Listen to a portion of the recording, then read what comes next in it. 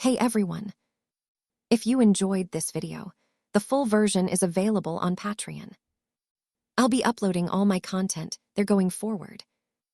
Chapter 1 Brain Storage. Momonosuke is so cute, I'll adopt him later. Lin Mo felt like his head was about to split open. He tried to open his eyes, but his eyelids felt like they were glued shut. Something sticky was stuck to his face, and he instinctively wiped it with his hand. It felt warm and slippery. He barely managed to open his eyes a crack. His hands were covered in blood. His vision was blurred, and the stench of blood filled his nostrils. He lay amidst a pile of warm corpses, with flames burning not far away, and explosions, shouts of killing, and the clanging of metal coming from all directions. My bones felt like they were falling apart, and I felt a strange emptiness in my chest. He looked down. On the left side of the chest, there was a bloody hole the size of a fist. Through the hole, broken bones and some kind of dark red tissue could be seen inside, still wriggling slightly. What? Consciousness began to fade. I remember the last scene was a flickering computer screen in the office, working overtime at 3 a.m., and a sudden sharp pain in my heart. Then came darkness. Am I working overtime? This was Lin Mo's last complete thought before losing consciousness. The darkness did not last long. Maybe a few minutes, maybe a few seconds. Lin Mo took a deep breath. The air was thick with the smell of gunpowder and blood. He opened his eyes and found himself still lying in the same spot, but the horrifying bloody hole in his chest was gone. No, it's not gone. It's healed. The skin was intact, without even a scar, only the torn navy uniform and dried blood stains proved that a hole had once been made there. The excruciating pain in his body had also disappeared. Apart from his clothes being soaked and his body covered in blood, he felt surprisingly good. Ding! A cold, mechanical voice rang out directly in my mind. Host vital signs detected as restored. Successfully bound to the many children, many blessings system. Identity confirmed, Lin Mo, former citizen of Daxia on Earth, currently a Navy lieutenant in the One Piece world, physical compatibility 92%. New player gift pack distributed. Acquired, demi-human bloodline, beginner. Characteristic, basic immortality. After death, the user will resurrect at a random location within a 10-meter radius of their last intact location. Regeneration speed increases with bloodline fusion level. Granted, IBM, Black Ghost, Summoning Privilege, Basic. Description: consumes life force to summon a humanoid clone composed of cloth strips and black particles. Invisible to ordinary people, it is only visible when the IBM harbors murderous intent towards its target. A single IBM can last for 5 to 10 minutes, during which time it continuously dissipates. IBMs can communicate with their host via special electromagnetic waves. Weaknesses: difficult to move in rainy environments, easily disintegrated upon head injury, violent collisions between IBMs may lead to fusion and information contamination. Current mission: survive in the God Valley battlefield for 24 hours. Remaining time: 23 hours 58 minutes and 17 seconds. Lin Mo paused for 2 seconds. Oh my god! System? Demi-human? One Piece world? Lin Mo asked the system, I already have demi-human blood, do I still need to survive? You have obtained demi-human bloodline, beginner. Host stamina detected. Maximum of 3 more resurrections are possible. After 3 resurrections, the user will die permanently. He propped himself up and looked around. He was on a hillside ravaged by artillery fire, littered with corpses, navies, pirates, and celestial dragon guards in ornate robes. In the distance, a magnificent castle is ablaze. Further in the sky, 3 figures are locked in fierce combat. No, not 3 paths. It's 2 against 1. A gigantic man with wildly unruly, lion-like hair, enveloped in an eerie black-red aura, was furiously throwing punches. His opponents, a black-haired man in a straw hat and a naval admiral in a dog-head hat, teamed up against him, each collision causing an air explosion. Lox D. Jibek. Gold Roger. Monkey D. Cap. Lin Mo's breath hitched. As a die-hard fan of One Piece, he instantly recognized the three figures. So this really is the world of One Piece, and the battlefield of the God Valley incident? Boom! A deafening roar came from afar, and a shockwave swept across the area. Lin Mo instinctively ducked, but was still thrown several meters away and crashed heavily to the ground. Cough cough. He got up, the system interface still flashing in his mind. Survive. Survive first. He looked towards the edge of the battlefield. According to the original story, Linlin and Kaido should have already begun their retreat at this point. Them. Mama mama mama. All this treasure is mine. A loud female voice came from the left. Lin Mo suddenly turned his head. A pink-haired woman nearly 9 meters tall, wearing a pink dress and carrying a sack bigger than herself, bursts out of the burning castle, laughing loudly. Her face wore a childlike excitement, but her eyes gleamed with cruelty. Charlotte Linlin. 24 years old. Behind her, a tall, young man with long black hair rushed out, dragging a large box. His bare upper body was covered in scars, but his eyes were wild and a wanton smile played on his lips. Kaido at age 19. The two rushed towards the hillside where Lin Mo was. This was the shortest route to leave the battlefield. Lin Mo's heart pounded. Escape? No, it was too late. Play dead? The commotion he'd just made had already given away his location. Sure enough, Lingling's big eyes turned to him. Hey!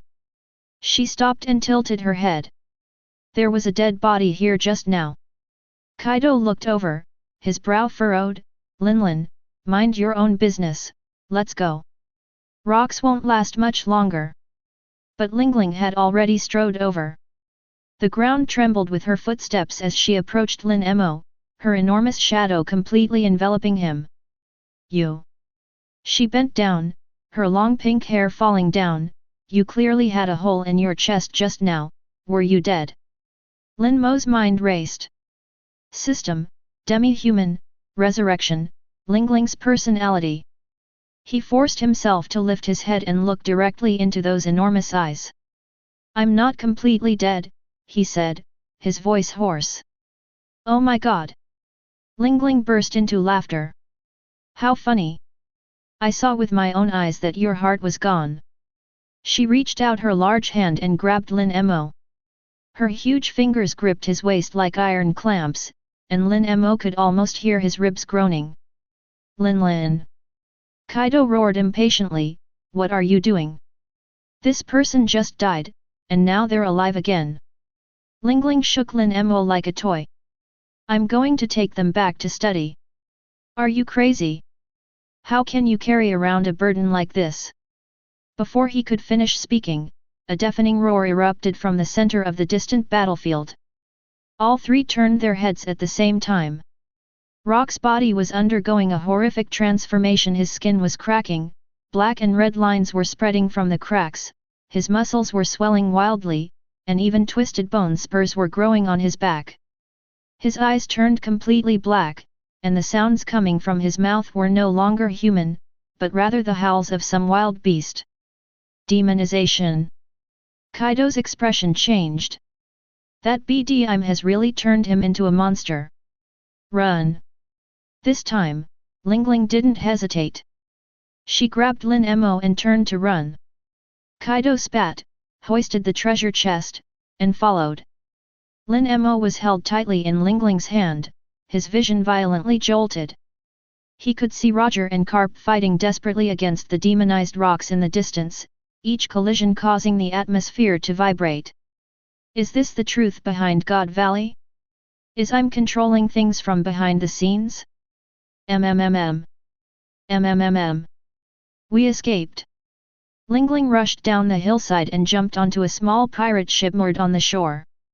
Kaido followed closely behind and kicked the cable in half, Raise the sails. Quickly. The sails were lowered, and just as the current surged in, the ship quickly sailed away from the shore. Linlin threw Lin Mo onto the deck and plopped down on her own, the immense weight causing the ship to tilt slightly. She opened the enormous cloth bag, which was filled with glittering gold jewelry, gold, and several strangely shaped fruits. Devil fruit. Lin Mo's eyes were fixed on one of them. It was grayish-white all over, with spiral patterns on its surface, and exuded a cold aura. Paramecia-type ghost fruit. What are you looking at? Linlin noticed his gaze, grinned, and said, "Want it? This is a treasure I snatched." Lin Mo withdrew his gaze and propped himself up. He checked himself over. Apart from being covered in blood, he had no wounds. The regenerative ability of the demi-human bloodline was stronger than he had imagined. "What exactly are you?" Kaido walked over, looking down at him. "The Marines? The Celestial Dragon's lackeys." Chapter 2. "I'm just an unlucky lieutenant," Lin Mo said calmly, "caught in this battle and almost died." "Almost died?" Linlin leaned closer, her huge face almost touching Lin Mo's. "I saw it clearly. You were dead." Her heart was gone. "Oh my god!" And then she came back to life. A dangerous curiosity gleamed in her eyes. "You're a devil fruit user?" "No, it doesn't seem like it. People who eat devil fruits become weak when they come into contact with seawater, but you were perfectly fine when you fell into the sea just now." She was referring to the incident when she accidentally threw Lin Mo into the sea and then pulled him out of the water while boarding the boat. Lin Mo remained silent. He was thinking. He understood Linglin's personality. She would relentlessly pursue things that interested her, but would casually destroy things she lost interest in. Now she's interested in her ability to come back to life, seeing it as a chance to survive. But it's also dangerous. "I don't know either." Lin Mo decided to feign a lie. "I woke up like this." "You're lying." Linglin's smile vanished, her eyes turning cold. "You're lying." Her hand shot out like lightning, grabbed Lin Mo by the neck, and lifted him up. "Tell me the truth, or I'll take you apart and see what's inside." A feeling of suffocation washed over him. Lin Mo could hear his neck bones groaning. "Linlin, stop playing around." Kaido leaned against the ship's railing, watching the Valley of the Gods recede into the distance. "We need to find a place to divide the loot quickly, then we'll all go our separate ways." Okay, I know." Linlin said, but her hands didn't loosen their grip. "But I'm more interested in this toy right now." Lin Mo's vision began to blur. He really would die if things continued like this. Although he could be resurrected, he didn't want to experience death again. Something needs to be done. System, IBM. He concentrated, trying to mobilize that so-called life force according to the system's instructions. "Should we summon IBM?" "Yes." A strange sensation surged from within him, as if something had been drained away. Lin Mo felt his strength rapidly draining away, but at the same time, black particles began to appear on the deck. Those particles gathered, spun, and entangled themselves around some invisible skeleton, as if they were living things. The cloth strips appeared out of thin air and wrapped around her. In just 3 seconds, a strange humanoid figure appeared behind Linlin. Its entire body was wrapped in grayish-white cloth strips, with black particles constantly flowing between the gaps in the strips. It had no facial features, but 2 indentations on its head, resembling eyes. It was about the same height as Lin Mo, and stood there quietly. Ordinary people cannot see it. But Linlin suddenly stopped moving. She turned around abruptly and looked towards where IBM was located. "What is it?" For the first time, a hint of wariness appeared in her voice. Kaido straightened up. "What's wrong?" "There." Linlin released Lin Mo, turned to face IBM. "There's something there. It's emitting murderous intent towards me." Lin Mo collapsed onto the deck, gasping for breath. He looked at the IBM. The system description stated that the target could only see it when the IBM harbored murderous intent towards the target. So now Linlin has seen it. IBM's head turned towards Linlin. It had no eyes, but Linlin could feel the cold, inhuman gaze. MMM, MMM, MMM. Linlin suddenly burst into laughter. Interesting. So interesting. She punched IBM. The fist pierced through IBM's body. The fabric and black particles were blasted apart, but then reformed in the next moment. IBM was unharmed, except that the flow of particles around it accelerated slightly. Physical attacks are ineffective. Kaido became interested and walked over. A devil fruit user. No, it's not. Linlin stared at the IBM, her eyes gleaming with excitement. This is a soul? No, it doesn't seem like it either. She stretched out her hand, and a purple halo appeared in her palm. The soul fruit ability. Lin Mo's heart tightened. He could feel an instinctive fear emanating from IBM, a fear of that purple light. No, he blurted out. Linlin stopped what she was doing, turned to look at him. Can you control it? Yes. Lin Mo got up, wiping the blood from the corner of his mouth. It's a part of me. Wow. That's amazing. Linlin clapped her hands and laughed as she withdrew her power. To be resurrected and to be able to summon such strange things. What kind of devil fruit user are you? I've never heard of such a thing before. Lin Mo did not answer. He focused his mind and let IBM come to his side.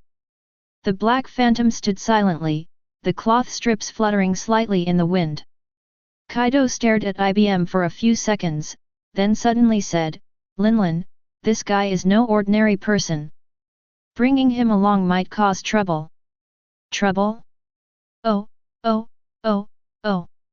Linlin grinned, trouble is the last thing I'm afraid of. She looked at Lin Mo again, her huge eyes filled with greed and curiosity. You belong to me from this day forward. She announced, I'm going to take you back, study your abilities thoroughly, and then. She paused, her smile becoming even more sinister. Lin Mo felt a chill creep up his spine. But he had no choice. The ship sailed on the sea, and the flames and smoke of the Valley of the Gods gradually faded into the distance. Rain began to fall, a fine drizzle. IBM's body suddenly became unstable, the flow of black particles slowed down, and the fabric began to loosen. Lin Mo sensed the message from IBM, the rain was weakening it. Oh? Afraid of water? Linlin noticed. Oh. It's good to have a weakness. I hate things that don't have weaknesses. She waved the IBM away, put it away, I know you can control it. Lin Mo did as instructed. IBM dissipated into black particles and returned to his body. The life force that had been drained slowly returned, but a feeling of exhaustion washed over him. Tired. Linlin leaned closer. MMM. Being resurrected really does come at a price, right? Tell me, how many times can you be resurrected? I don't know, Lin Mo replied honestly. Then let's try it slowly. Linlin picked him up and carried him into the cabin. Kaido. You're in charge of steering the ship. I want to properly examine my new toy. Kaido spat, but still walked towards the ship's wheel. The ship's hold was filled with looted treasure. Linlin tossed Lin Mo onto a pile of gold, then sat opposite him, resting her chin on her hand as she watched him. Now, let's start from the beginning. Her smile vanished, her eyes turning cold and focused. Who are you? Where did you come from? Why were you resurrected? What is that black monster? What if I don't tell you? Then I'll tear you apart and see how far I have to go before you're truly dead, Linlin said calmly. Anyway, you can come back to life, right? Lin Mo looked at her. Charlotte Linlin, 24 years old. She's younger and less overweight than in the comics, but that overwhelming madness and childlike cruelty are etched into her very being. She's not joking, she really would do it. The system interface flashed in my mind. Current mission, survive in the God Valley battlefield for 24 hours, completed. Reward, max HP plus 10%, IBM duration plus 1 minute.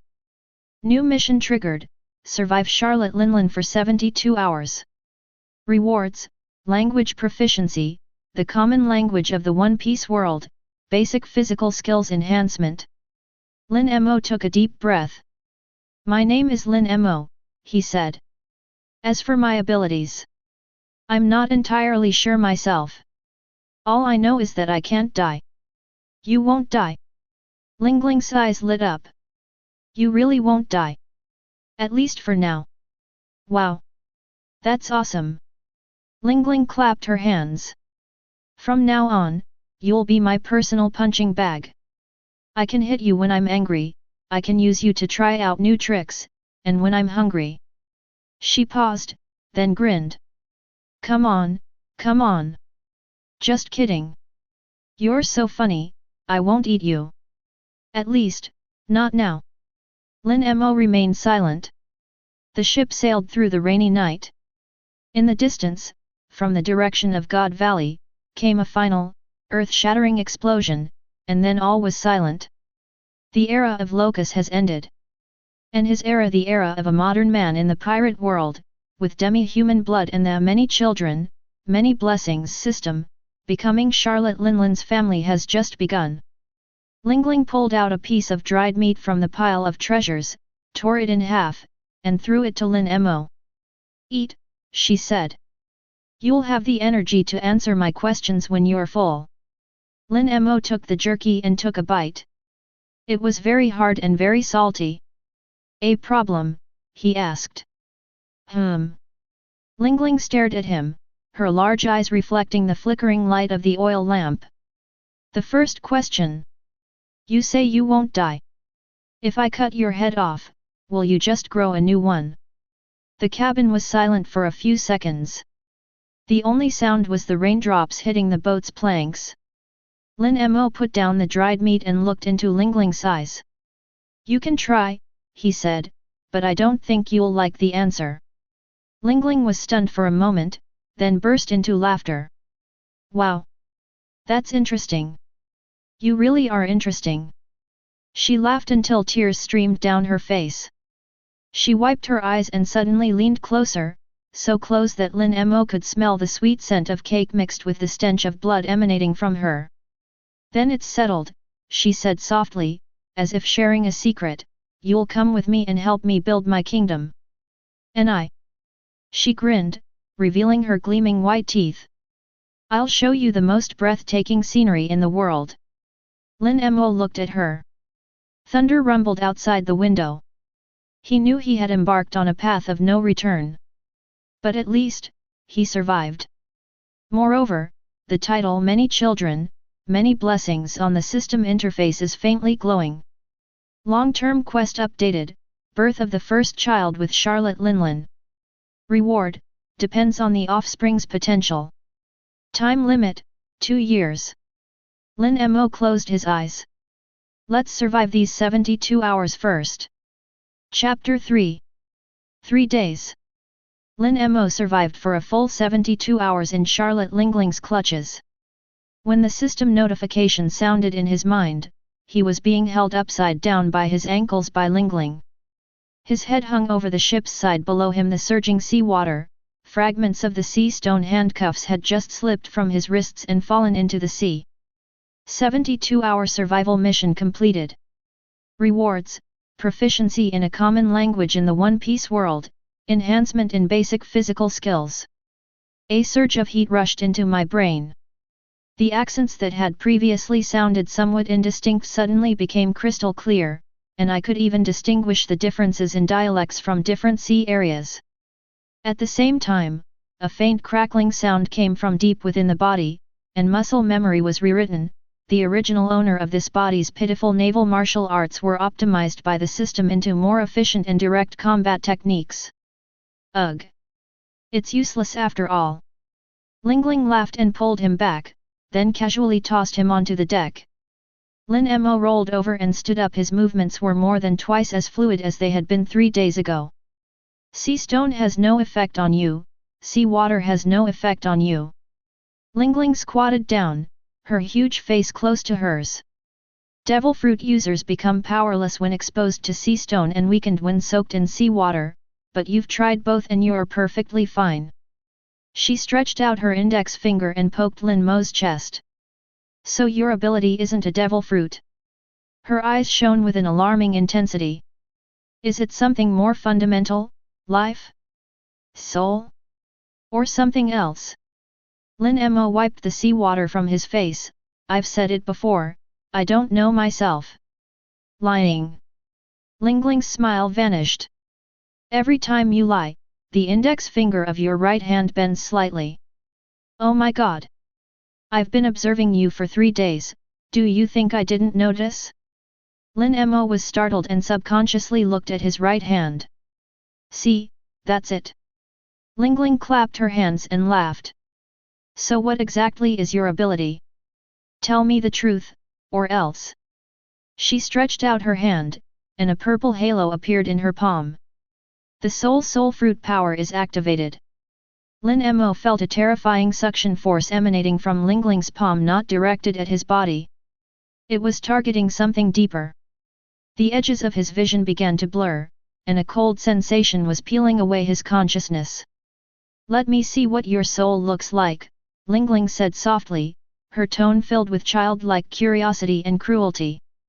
Lin Mo gritted his teeth and activated his demi-human bloodline at full power. System notifications flashed frantically. Corrupted by the soul fruit's power. Soul binding trait resistance in progress. Resistance successful. Warning, continued erosion may cause soul damage. A purple halo swirled around Lin Mo's body, but couldn't penetrate deeper. Linglin's expression shifted from curiosity to surprise, then to excitement. I can't pull it out. Is your soul and body one?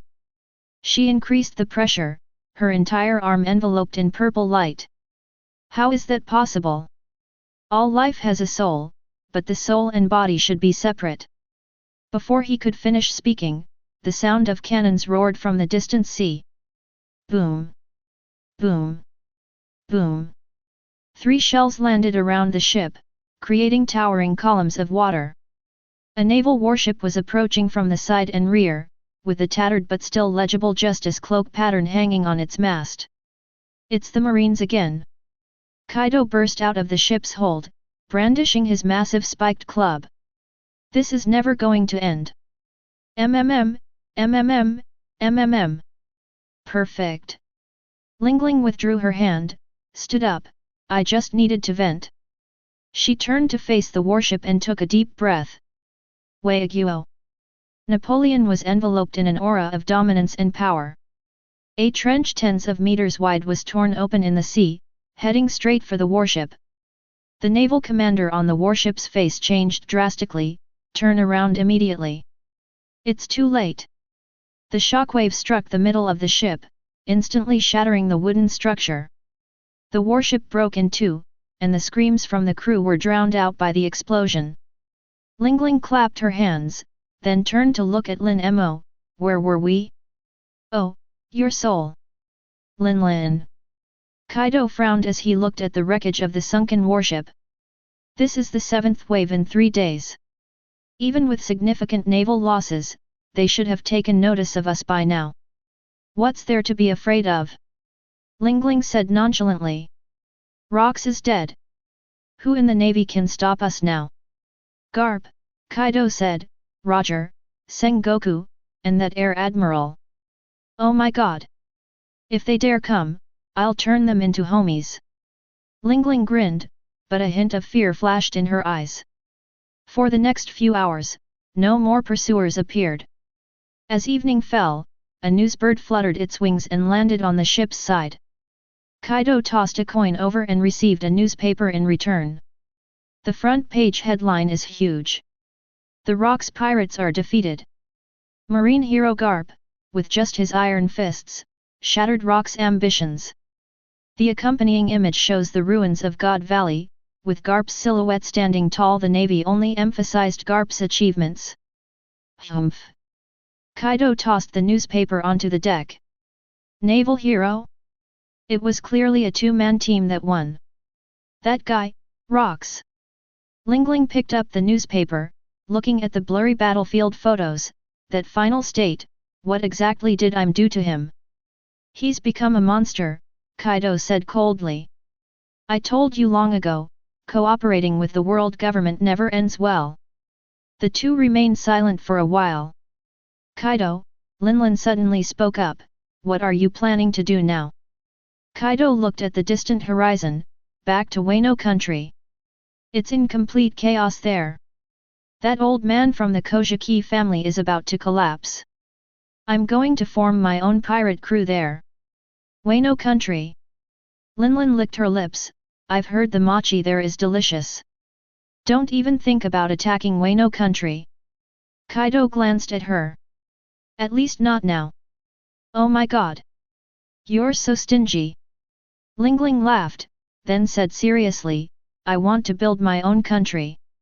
A nation where all races can live in peace, and everyone can have enough to eat.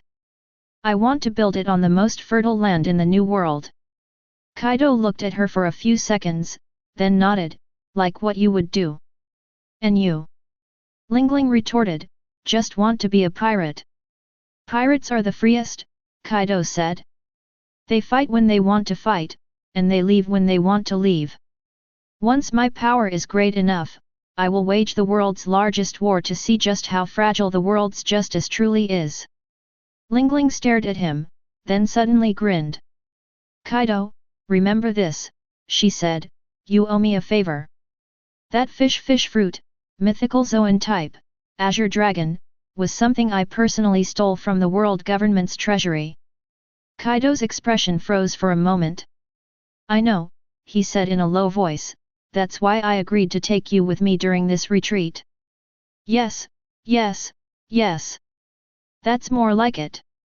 Linlin nodded in satisfaction, then turned to Lin Mo, who had remained silent. By the way, what are you planning to do with this kid? Kaido also looked at Lin Mo. For 3 days, this mysterious naval lieutenant barely spoke, simply observing and learning silently. Kaido also took note of his bizarre resurrection ability and his skill in summoning black monsters. Kill him, Kaido said decisively, or throw him into the sea. Carrying him is too much trouble. No way. Linlin pulled Lin Mo close, a movement that nearly broke his ribs again. This kid is too interesting. I'm taking him with me. Linlin. All right, all right, all right. It's settled then. Linlin interrupted Kaido, patting Lin Mo's head, from today onwards, you're mine. By the way, what's your name again? Lin Mo. Lin Mo, what a strange name, Linlin muttered, then laughed, but it's okay. From now on, you'll be called Charlotte Lin Mo. Lin Mo opened his mouth, but ultimately said nothing. Charlotte Linlin. He knew all too well what that surname meant in the world of One Piece. Suit yourself. Kaido turned and walked towards the ship's railing. There's a trading island up ahead. I'm going to raid a ship there. We'll part ways here. Don't you want to stay a few more days? Linlin asked. No need. Kaido said without turning his head. If I stay with you too long, I'm afraid I'll go crazy too. What did you say? An hour later, the ship docked.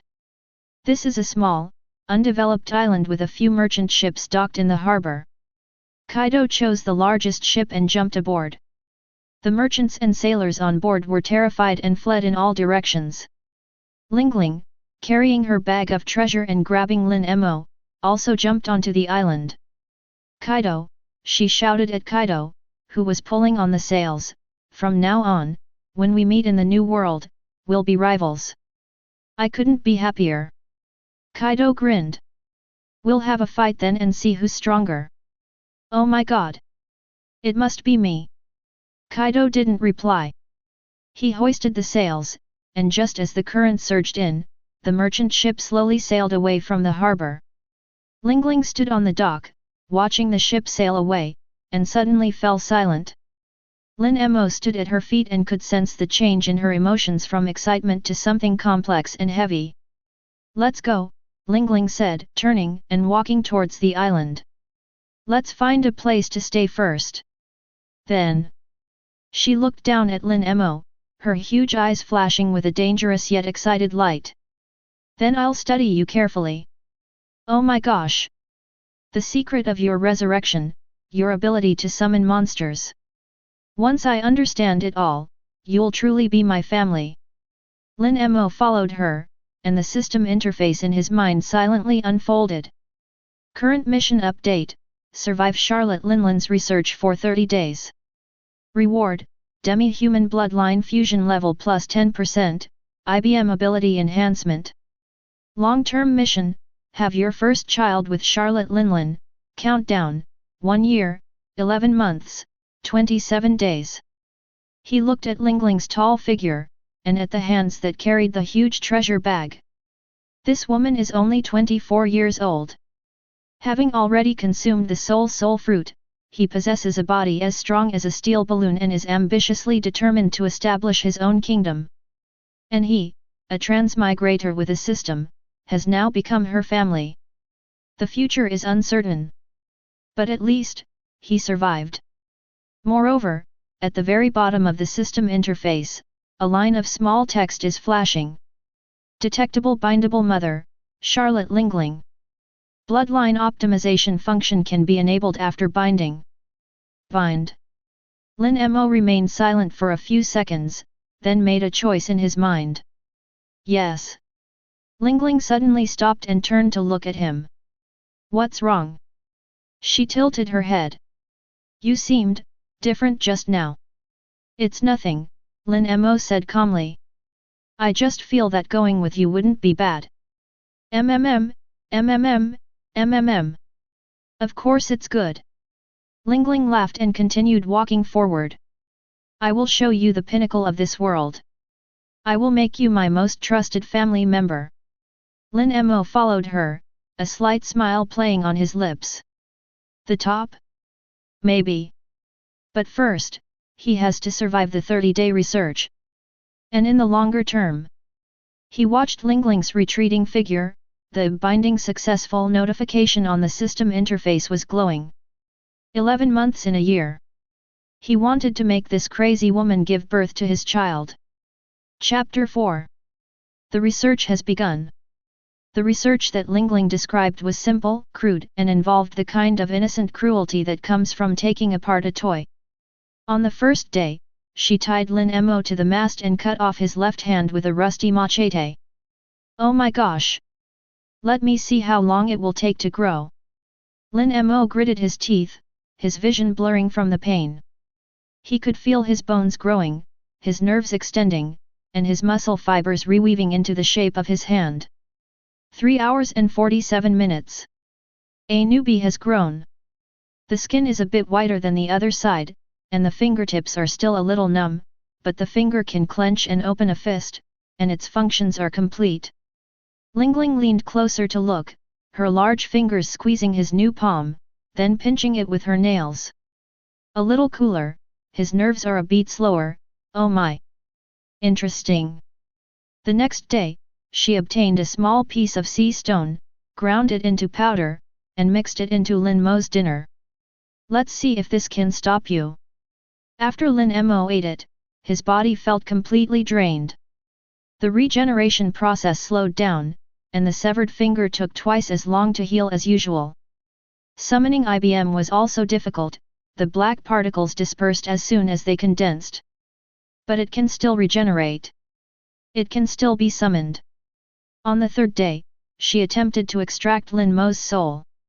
Lin Mo felt as if he were being torn apart from the inside by countless hands. "My consciousness was drifting, as if it were about to detach from my body and fly away. System alarms blared in my mind, and the soul-bound properties resisted frantically. Finally, Linlin let go." She smiled happily. "Soul and body are completely bound together, inseparable, Oh my god! You're a good thing. You can't be killed, and your soul can't be taken away. She patted Lin Mo's shoulder with such force that his knees buckled and he knelt down. From this day forward, you are my immortal. During breaks in the experiments, Linlin would take Lin Mo ashore. It's less about bringing him and more about dragging him all over the island. Her goal was simple, to take whatever she wanted when she saw it. Giant children, long-armed craftsmen, fishman dancers, she would simply snatch them away if she found them interesting or useful in the future. Linlin uses her soul fruit powers to bring the children's toys to life when they cry from fright. The doll suddenly blinked, the wooden pony suddenly started running, the children were stunned, and then burst into laughter through their tears. Linlin squatted down beside her, watching and laughing along. But Lin Mo knew that this was not kindness. It refers to a collector's attitude towards their collections. Beautiful ornaments should be cleaned and placed in prominent locations, but ultimately, they are just ornaments. Oh my god! Once my country is built, all these people will be mine. Linlin, carrying 3 giant children who had cried themselves to sleep, strode towards the ship. Everyone will live together, eat together, and never be separated. Never to be apart. Lin Mo followed behind, carrying things he had bought in the island town: flour, sugar, cocoa powder, and a small bottle of coffee liqueur. He needs Linlin to treat him better. His assessment of Linlin was, this woman responds better to gentle persuasion than force. That night, the ship anchored in the sheltered spot of a deserted island. Linlin sat on the deck, facing a dozen or so children of different races, huddled together, still trembling. She was using the soul fruit to bring a stone to life. The stone emitted a high-pitched cry, like a baby crying. Shut up! Linlin slammed the stone down, smashing it in her hand. Frustrated, she scratched her hair. This isn't fun. It's not fun at all. Lin Mo noticed that her breathing had become heavy and her eyes had started to glaze over. Early signs of food cravings. He took a deep breath and brought out a wooden tray from the kitchen. On the plate is a brownish-white pastry, sprinkled with cocoa powder. You can see its layered structure from the side. Lady fingers are soaked in coffee liqueur, and cream is delicately spread between each layer. What's this? Linlin's attention was immediately drawn to it. She'd never seen this before. A dessert I've never eaten before. Tiramisu. Lin Mo placed the plate in front of her, took a step back, and said, in my hometown, this cake has a meaning. Take me away. Linlin tilted her head, her big eyes full of confusion. Take me away. Lin Mo cut off a piece and handed it over. Try it. Linlin grabbed it and stuffed it into her mouth. Then she stopped moving. The bitterness of coffee, the richness of cheese, the aroma of cocoa, and the slight buzz of alcohol, all these flavors unfold layer by layer in your mouth. She chewed very slowly, as if carefully discerning each flavor. Finally, she stopped, and her huge eyes even glistened with tears. Delicious, she whispered, then repeated loudly, mmm, mmm, mmm. Delicious. She ate her second piece, then stared at Lin Mo. Where is your hometown? It's very far, Lin Mo said. We can't go back. Then don't go back. Linlin slapped her thigh. From now on, you have to make me a different dessert every day. Otherwise, I'll take you apart and put you back together. The next day, Lin Mo made a black forest cake. Linlin finished the entire 8-inch dish, patting her belly with satisfaction. Mmm, mmm, mmm. Lin Mo, you're much better than those chefs outside. She suddenly asked again, can you tell stories? Her expression shifted, and her voice lowered. When I was little, Sister Carmel would tell me stories. Lin Mo looked at her. 24-year-old Charlotte Linlin's expression at this moment didn't resemble that of a future sea empire, but rather that of a child wanting to hear a bedtime story. Yes, Lin Mo said. That evening, the children were allowed to sit on the deck. Linlin sat cross-legged in the middle, like a small mountain, urging Lin Mo, tell us, tell us. Lin Mo thought for a moment, then spoke. Once upon a time, there was a little girl who wore a red hat, and everyone called her Little Red Riding Hood. One day, her mother asked her to deliver a cake to her sick grandmother. This cake was no ordinary cake, it was made with 100 kinds of nectar and royal jelly from the giants, and eating it would make one fly. He deliberately described the food in great detail. The wolf Little Red Riding Hood encountered turned into a candy werewolf with a craving for food, and the hunter became a pastry chef with sea stone traps. In the end, Little Red Riding Hood and her grandmother opened a cake shop in the forest, and all the animals came to buy cakes, so no one went hungry anymore. Linglin's eyes lit up when she heard this. When she heard no one will go hungry anymore, she whispered a repeat, no one will go hungry anymore. Yes, Lin Mo said, in my hometown, the stories always end like this. Everyone sits together, eats delicious food, and is always happy. Linlin stared at him for a few seconds, then grinned. MMM, MMM, MMM. I love your hometown. System notification, Charlotte Linlin's affection plus 15. Current affection level, curious friendly. What followed was a strange and unusual daily routine. In the morning, Linlin continued her research on Lin Mo, cutting off a finger, severing an arm, soaking in seawater, starving for 3 days and 3 nights, and then observing the recovery speed. She even filled an entire notebook with notes, although the handwriting was so messy it looked like scribbles. In the afternoon, Linlin took Lin Mo and the children ashore, where they grabbed people, stole ingredients, and occasionally bought some. In the evening, Lin Mo made desserts and told stories. He made soufflés, macarons, and Napoleon millefeuille. He told stories of adapted versions of Hansel and Gretel, the 3 Little Pigs, and The Little Mermaid, all of which he changed beyond recognition, but the core theme remained the same: everyone eats together and lives happily ever after. Linglin's favorability rating is slowly increasing. She began to allow Lin Mo to move around freely, no longer having anyone watch him. He was also allowed to teach the captured children to read and do arithmetic, though Linlin herself scoffed at the idea. What's the use of learning all this, she said. If you want to eat something, just grab it.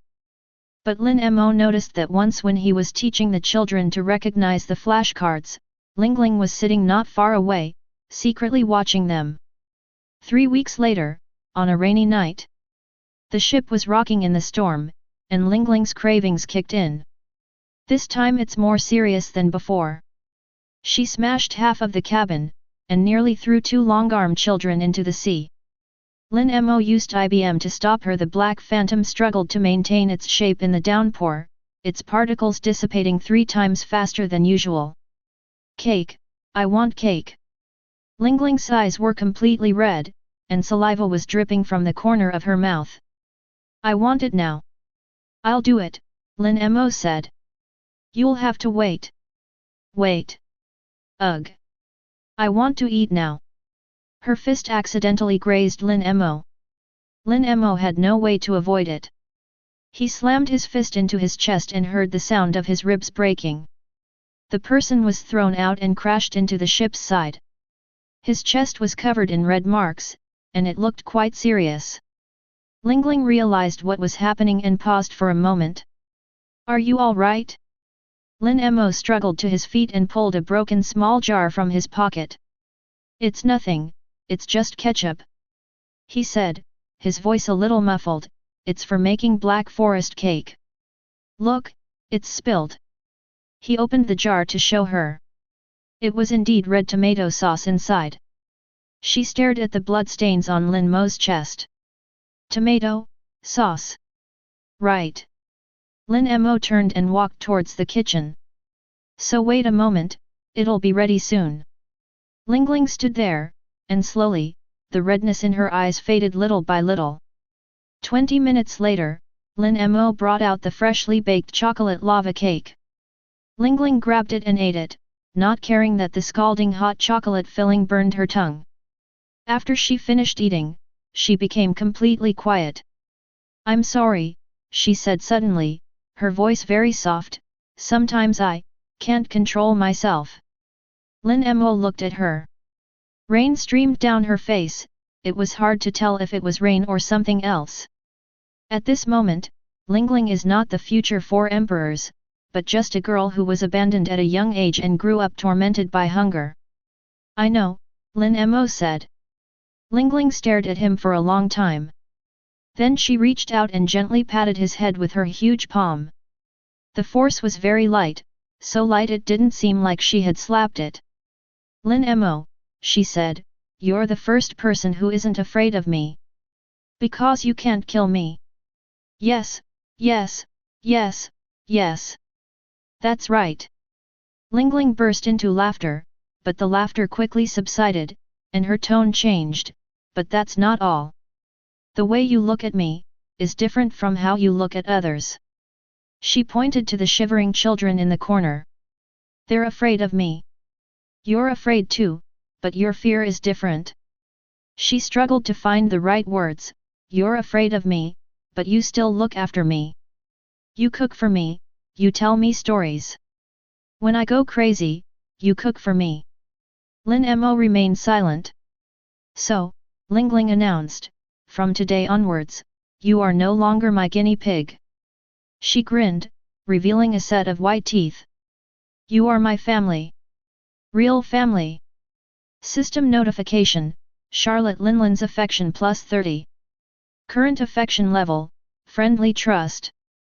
Relationship update, experiment subject family. Lin Mo looked at her.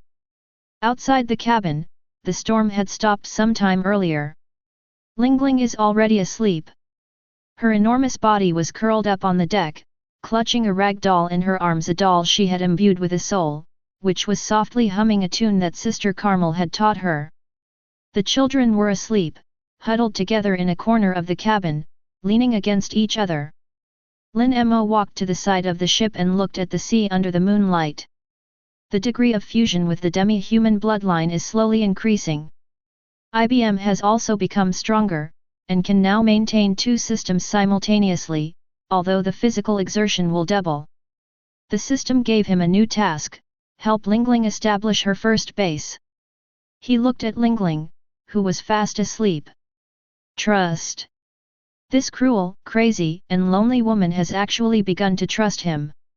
His real task was to get her to give birth to his child within 2 years. Lin Mo closed his eyes, feeling the black particles slowly flowing within his body. The broken ribs have healed. There are still 1 year and 10 months left. Enough for him to become stronger, enough for him to influence Linlin, enough for him. Build a real family, not the one Linlin imagines. He raised his hand and summoned 2 IBMs. A black phantom appeared behind him, the ribbons fluttering gently in the night breeze. They are more solidified than they were 3 weeks ago, and the movement of particles is more stable. "Go," Lin Mo said softly.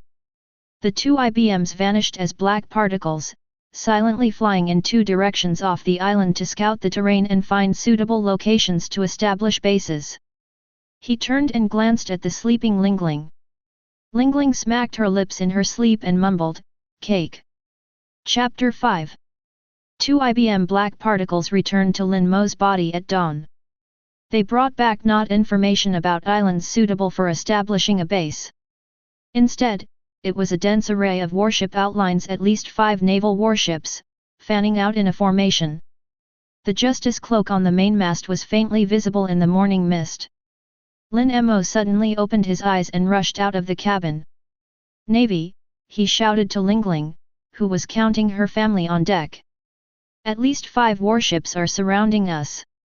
Linlin was stuffing a fishman child into a wooden bucket of candy when she heard this. She looked up, her huge face first showing confusion, then excitement. "MMM, MMM, MMM. A toy delivered right to my door." "It's not a toy." Lin Mo grabbed her fingers, a gesture he would never have dared to make 2 weeks ago. "They're regular troops. I saw Lieutenant General's cloaks, and more than one. Lingling's smile faded slightly. She closed the wooden bucket, stood up, and gazed at the distant sea. The fog was dissipating, and the fleet's outline was becoming clearer.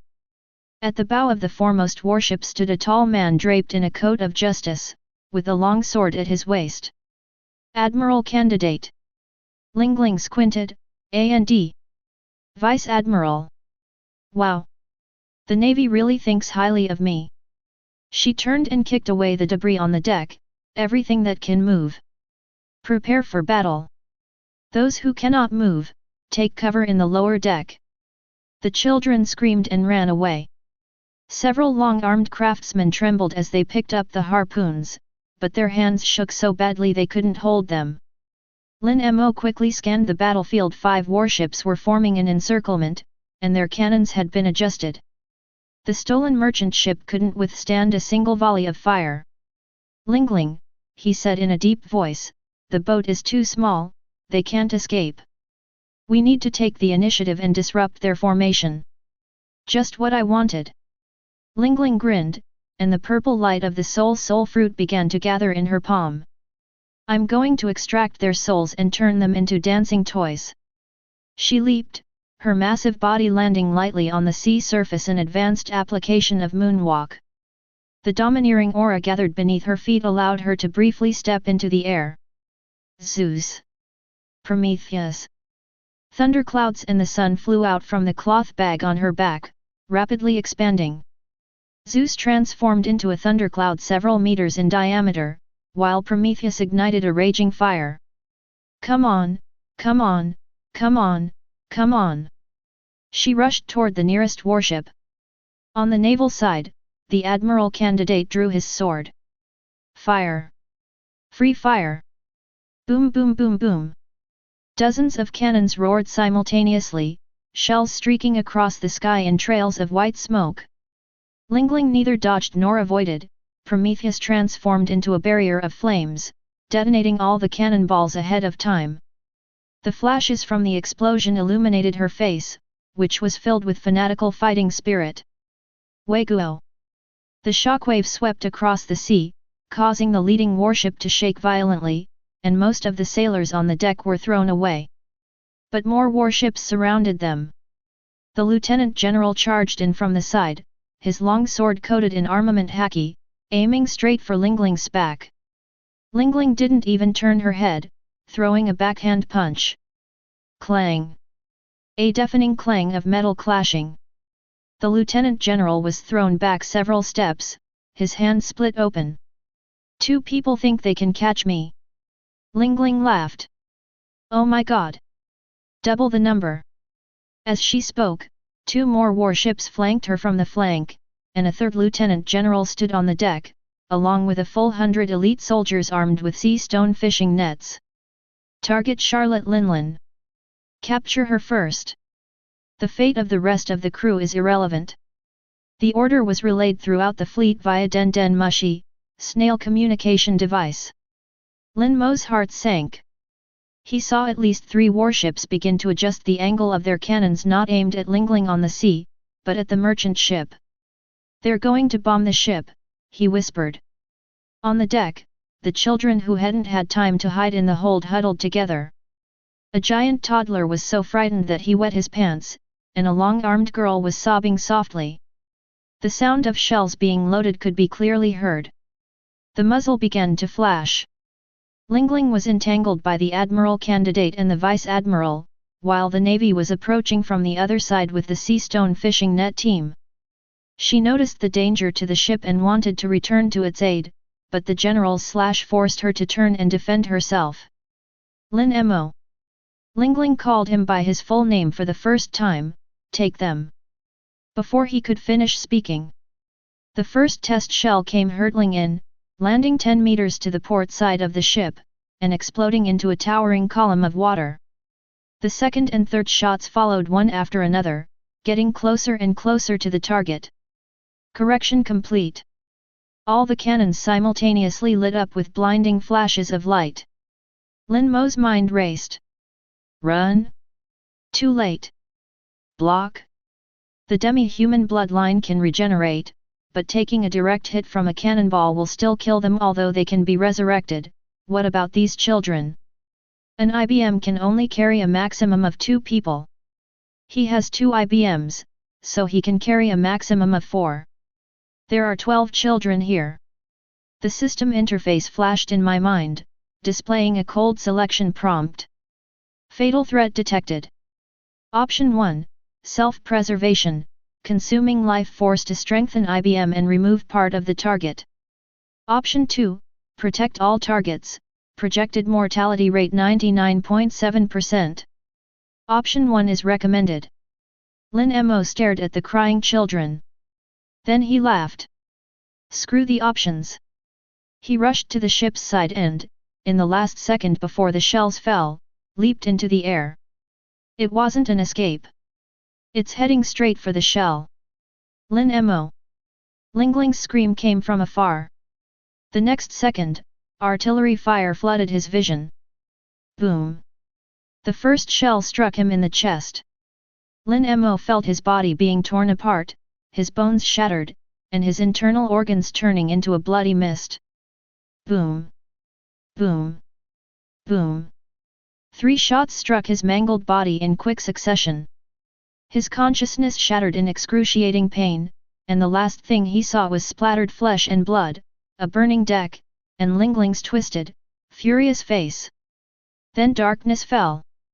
Death confirmed. Demi-human bloodline activated, resurrection process initiated. Rebirth coordinates, within a 10-meter radius of the last intact location.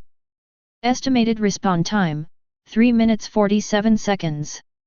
Lingling saw it. She saw Lin Mo leap up, saw him engulfed by the shell, and saw the flesh and blood explode like fireworks. She was stunned. The general candidate grazed her arm, leaving a thin bloodstain, but Lingling showed no reaction. She just stared at the dissipating plume of smoke. The ship began to list, and the children on deck screamed as they slid toward the burning gap. A fishman child nearly fell into the sea, but was desperately pulled back by a long-armed craftsman. Linear. Mo. Lingling said softly. Then, her eyes turned blood red. It wasn't the chaotic red of food cravings, but a deeper, more terrifying dark red. Purple soul power erupted from her body, forming a shockwave visible to the naked eye. Zeus and Prometheus trembled simultaneously. They had never felt their master's pure rage. You. Lingling looked up at the 3 warships that had fired their cannons. Kill him. Her voice was soft, but every word struck everyone's heart like a hammer blow. Oh my god, you killed him. The soul fruit unleashed its full power. The sea surface within a 100-meter radius of Lingling began to boil. The fish in the sea floated to the surface belly up. Their souls were forcibly extracted and transformed into purple orbs of light that flew toward Lingling. Not just fish. The sailors on the warship felt dizzy, their life force was slipping away. The weaker, ordinary soldiers collapsed, foaming at the mouth. Monster! The general candidate gritted his teeth and shouted, "Fire at full power! Don't let her!" He hadn't finished speaking. Lingling disappeared. No, it didn't disappear, it just moved too fast. She appeared on the deck of the first warship, her fist imbued with soul power and armament haki, and slammed it into the main cannon. Boom! The entire cannon, along with its turret, was smashed into a pancake, and the shockwave sent all the soldiers within a 20-meter radius flying. Death! Death! Death! She went berserk, dismantling the entire warship with her bare hands. Masts were broken, hulls were ripped open, and cannon barrels were twisted into pretzels. The naval soldiers attempted to retaliate, but the bullets only left white marks on her skin, and the blades that slashed at her were deflected by her powerful aura. Trap her, the lieutenant general roared. Sea stone fishing nets. Dozens of specially made large nets covered Lingling from all directions. The sea stone fragments embedded in the net shimmered in the sunlight. Lingling neither dodged nor avoided the attack. She reached out and grabbed the nearest net, yanked hard, and flung herself and the net toward another warship. The soldiers who were thrown out slammed against the ship's side, and the sound of their bones breaking was clearly audible. A mighty nation! A mighty nation! A mighty nation! 3 consecutive full-force shockwaves blasted open the hulls of the 3 warships, causing massive holes to burst open and seawater to rush in. The general candidate finally realized something was wrong. Retreat! Everyone retreat! Trying to run. Linlin leaped into the air, and Zeus, transformed into a thundercloud, carried her. Prometheus! The sun homie expanded to its limit, transforming into a fireball with a diameter of 20 meters. Fire from the sky! The fireball hurtled towards the flagship. The general candidate's pupils contracted as he swung his sword with all his might, unleashing a flying slash to intercept it, but the slash was vaporized the instant it touched the fireball. Several lieutenant generals attacked simultaneously, and it took the combined force of their strikes to barely split the fireball in 2. But the aftershocks of the explosion still engulfed the entire flagship. The deck caught fire, the sails burned, and the warship began to sink.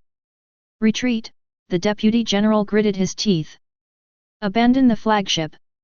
Everyone evacuate! The navy began its rout.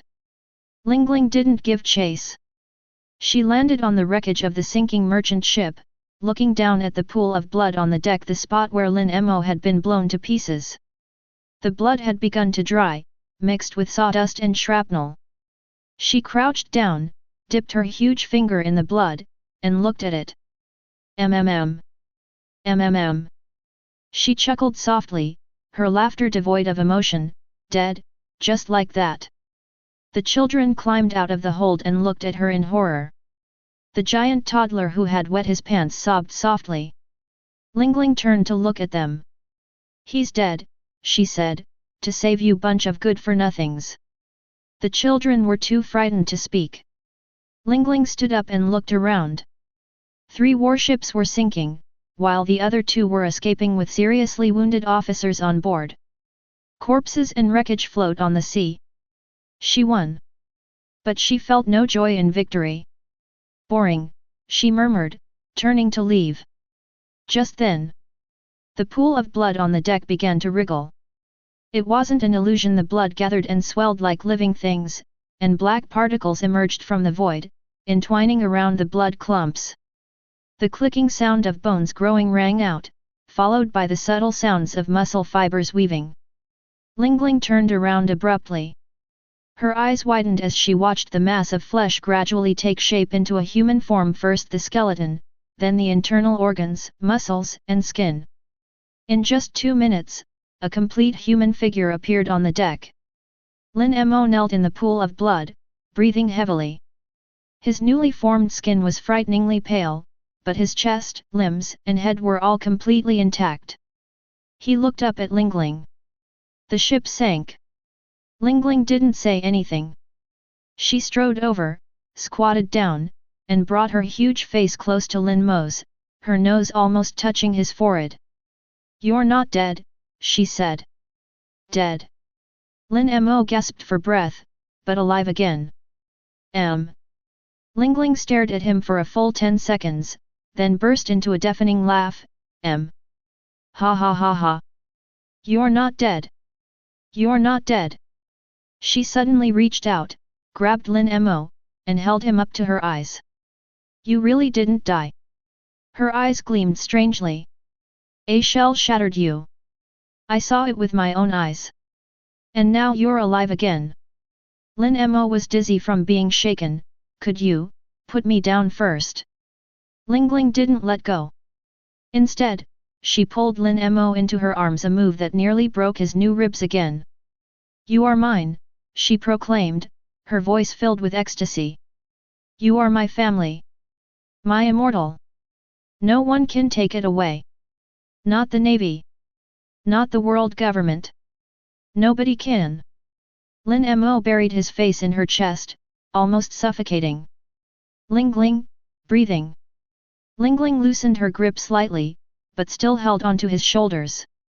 Her expression suddenly became unusually serious.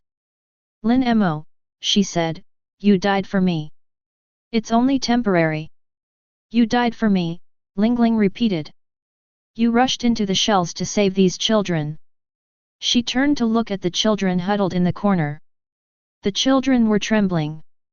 From today onward, Linlin announced, they are your children too. You saved them, so they are yours. Lin Mo was taken aback. Linlin put him down and turned to face the sea. The surviving children, the long-armed craftsman, and the fishmen all looked at her. Listen, she shouted, Lin Mo is my family. He saved you, so you're his family too. From now on, anyone who dares to disrespect him will have their soul ripped out and turned into a chamber pot. Mwah mwah mwah. No one dared to speak. Linlin nodded in satisfaction, then looked at Lin Mo. But, she bent down, her enormous face close, if you dare die in front of me again, I'll lock you in candy prison for 100 years. Her expression was very serious. Lin Mo looked into her blood-red eyes and nodded. Good. Linlin grinned. She straightened up and looked at the sinking wreckage of the merchant ship. The ship's gone, the treasure's gone, she muttered, but it doesn't matter, we'll just rob more. She suddenly remembered something and looked at Lin Mo. Where's your black monster? Speak it out. Lin Mo did as instructed. 2 IBMs appeared behind him this time. Linlin could see them directly without needing to kill them. Oh my gosh!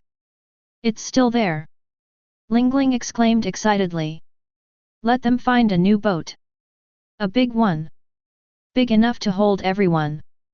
IBM transformed into black particles and flew into the distance.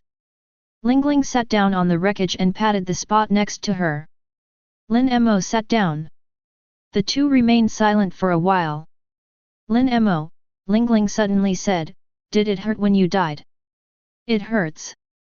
Oh my god. Then don't die next time, she laughed, but the laughter quickly stopped. But if you really have to die, tell me before you die. Why? Linlin looked at the sea and remained quiet for a few seconds, a rare occurrence. Because, she said, I want to remember how you died.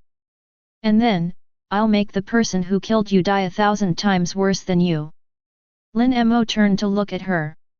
Linlin's profile appeared exceptionally large in the setting sun, and also exceptionally lonely. He recalled the madwoman from the original story, the monster who would destroy a country for dessert, the mother feared by all her children. But now, she's only 24. She's just lost her captain and is building her own family. She'll be enraged by the death of her comrade, ecstatic at his resurrection, and proclaim, these children are yours too, because of his sacrifice. She can still change. Linlin, Lin Mo said. Once we find a new ship, I'll make you a new dessert. It's the wedding cake from my hometown, 9 layers high, each layer with a different flavor. Linlin's eyes lit up. Real. Real. Come on, come on, come on. What are we waiting for? She jumped up, hoisted Lin Mo onto her shoulder, and shouted, IBM. Hurry up and find a boat. I want to eat the wedding cake. Lin Mo was carried on her back as they watched the sunset sink into the sea. The system interface unfolded in my mind. Mission update, assisting Linlin in establishing her first base, in progress. Special event, death and rebirth. Effect, Charlotte Linlin's favorability is greatly increased, and her loyalty is locked. Current relationship, family, cannot be betrayed. Long-term mission, have your first child with Charlotte Linlin, countdown, 1 year, 10 months, 3 days. Note, current affinity level meets the breeding requirements, it is recommended to proceed as soon as possible. Chapter 6. Open your mouth.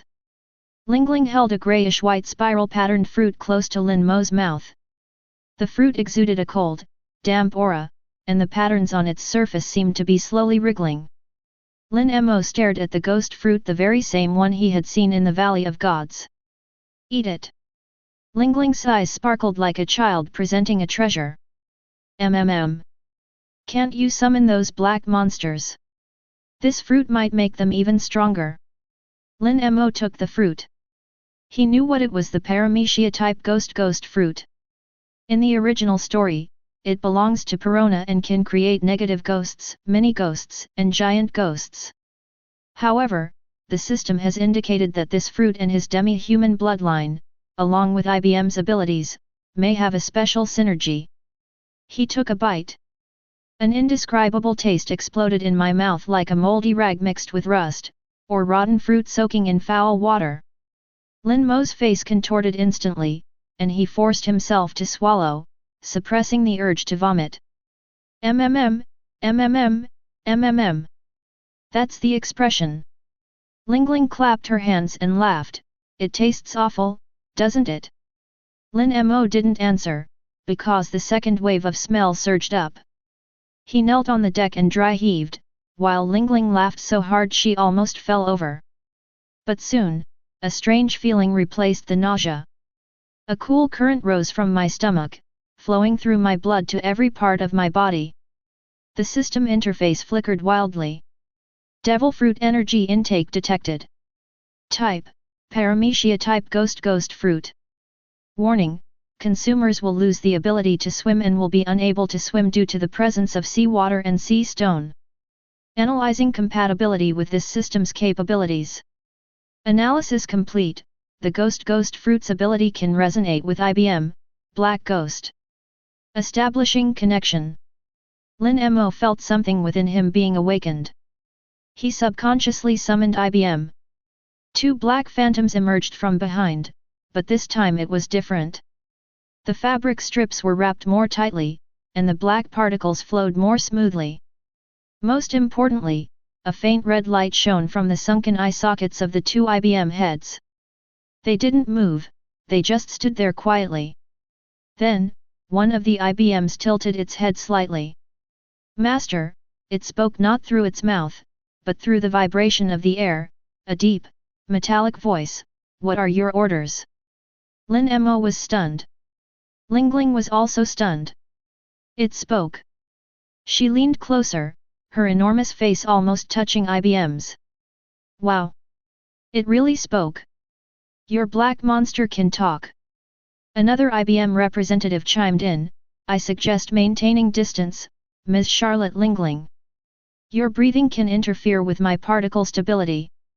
Linlin took a half step back, staring wide-eyed at this one, then at that one. Lin Mo tried giving the order, go check the cabins. Yes, sir.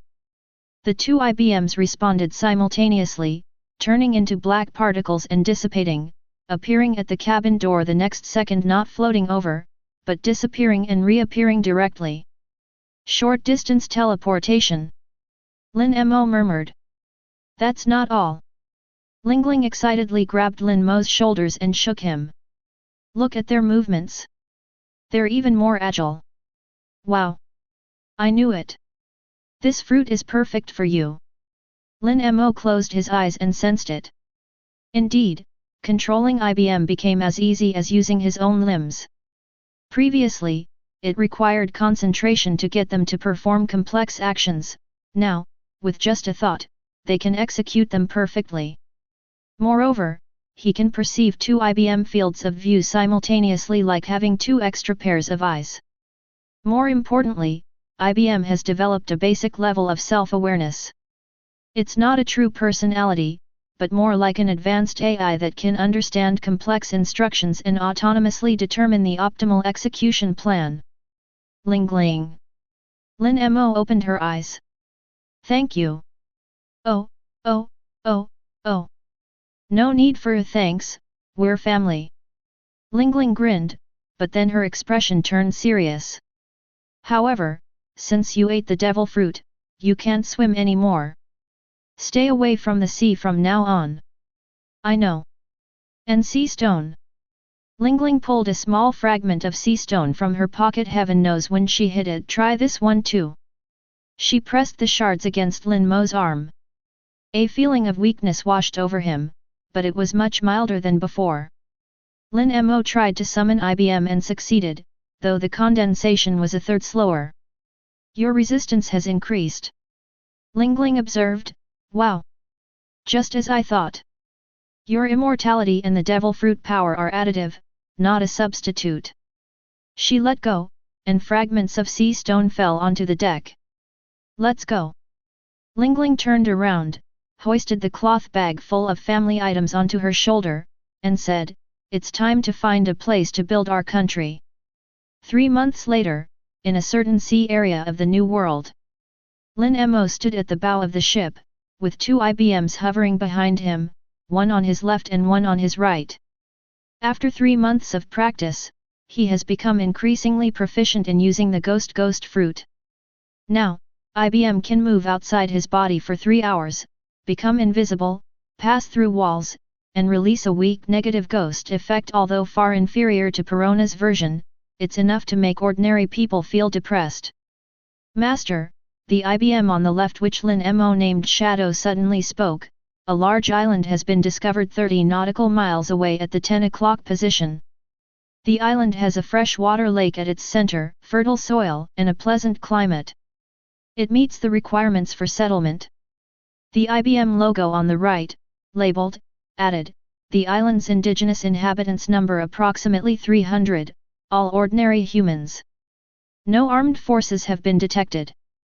Peaceful contact or expulsion is recommended. Linlin crawled out of the cabin, a huge leg of meat dangling from her mouth. Found it? Yes. Lin Mo nodded. It's a good place. MMM. That's it. Linlin finished the meat leg in a few bites, threw the bone into the sea, and shouted, "Full speed ahead. We're landing today."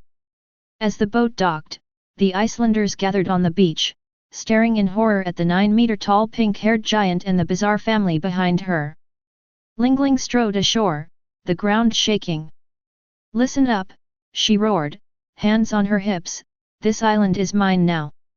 You can choose to stay and become my citizens, or leave. I won't stop you." A bold old man stepped forward. "You, who are you? What gives you the right?" Linlin punched a nearby rock. Boom! The reef was crushed. "Because of this?" Linlin grinned.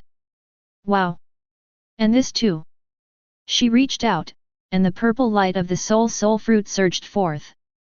Several stones on the beach trembled and came to life, growing eyes and mouths, emitting shrill cries. The Icelanders were terrified. Lin Mo stepped forward and patted Linglin's calf. This was the highest point he could reach. "Let me talk." He walked up to the old man, and 2 IBMs appeared behind him, creepy humanoid figures with wrapped cloth strips and flowing black particles, causing the Icelanders to take a few more steps back. "We won't harm you," Lin Mo said. "On the contrary, we will protect this island. You can continue to live here, as long as you follow a few simple rules." "What rules?"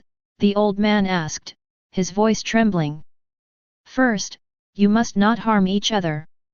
Second, you must hand over a portion of your harvest as taxes on time. Third, you must assist in construction. Lin Mo paused. In return, you will receive absolute security, and. He looked at Linlin. Linlin understood and took out a large pile of candies and pastries from the cloth bag, all of which Lin Mo had taught her to make over the past few months. Food. Lin Mo took a piece of cake and handed it to the old man. "Unlimited food." The old man hesitated before taking it, then took a bite. His eyes widened in surprise. This is... MMM. It's delicious, isn't it?" Linlin laughed proudly. "My chef made it. You can eat it every day from now on. Food is the best bargaining chip." An hour later, the Icelanders agreed to stay. Not everyone was willing, but most compromised after tasting Lin Mo's tiramisu. So, Linlin stood at the highest point of the island, arms outstretched. "From today onwards, this is our country. Its name is Totland. Mwah mwah mwah. Lin Mo stood at her feet, watching the Icelanders bustling about below.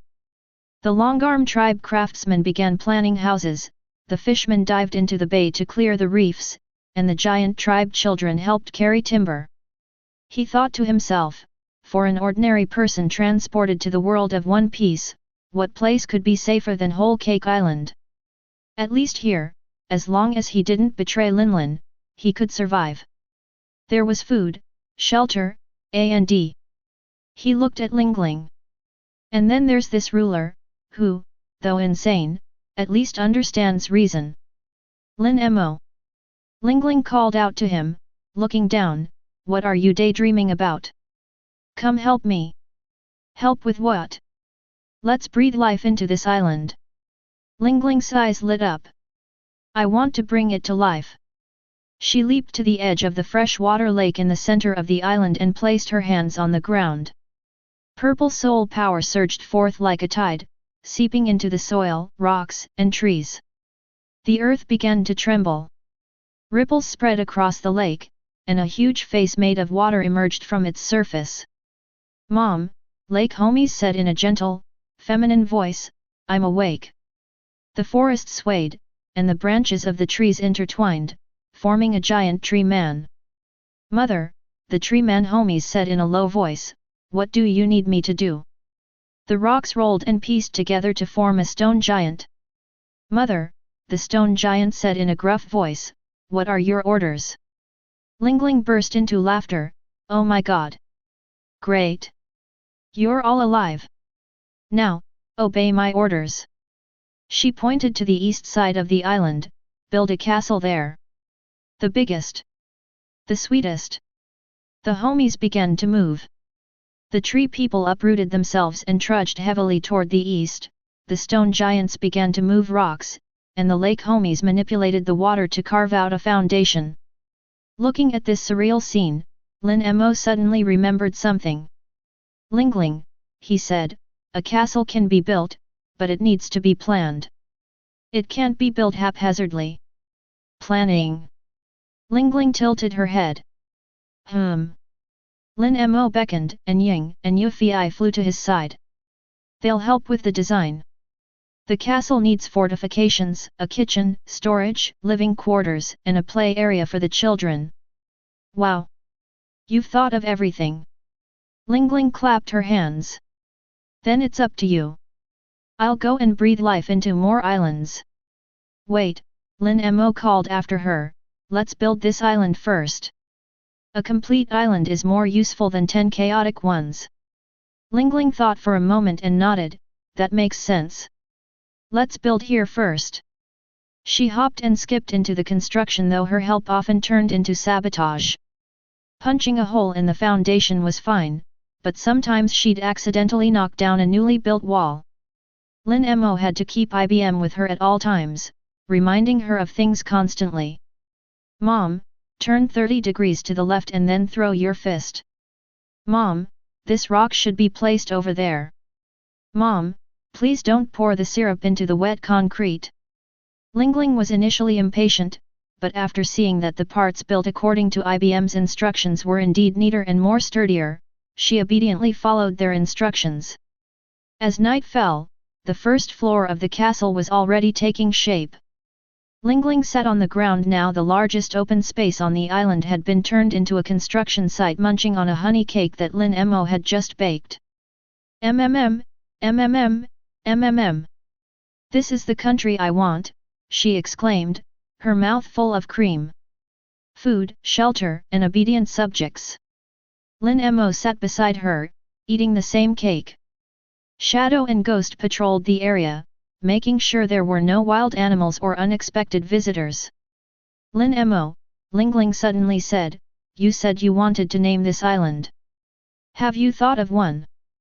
Lin Mo pointed to the small hill in the distance that Lingling had shaped into a cake. Let's call it Cake Island. Cake Island. Lingling repeated, MMM. Great name. I love it. She finished the cake in a few bites, then lay on the floor gazing at the starry sky. Lin Mo. We'll build this place up nicely, won't we? Her voice was unusually calm. Everyone will have food to eat, no one will go hungry, and everyone will be one family.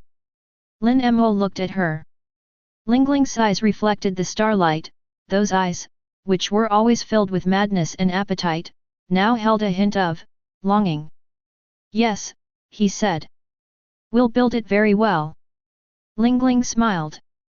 Not a wild, maniacal laugh, but a simple, contented smile. She reached out and gently placed her large palm on Lin Mo's head. Then you have to help me too, she said. Help me manage this place. I'm not good at these details. You are. Good. And you must give me many, many children, Lingling continued, her tone matter of fact. Our children will inherit my power and your immortality, and will become the most powerful family in the world. Lin Mo paused. The system interface flashed in my mind. Long-term mission, to have your first child with Charlotte Linlin.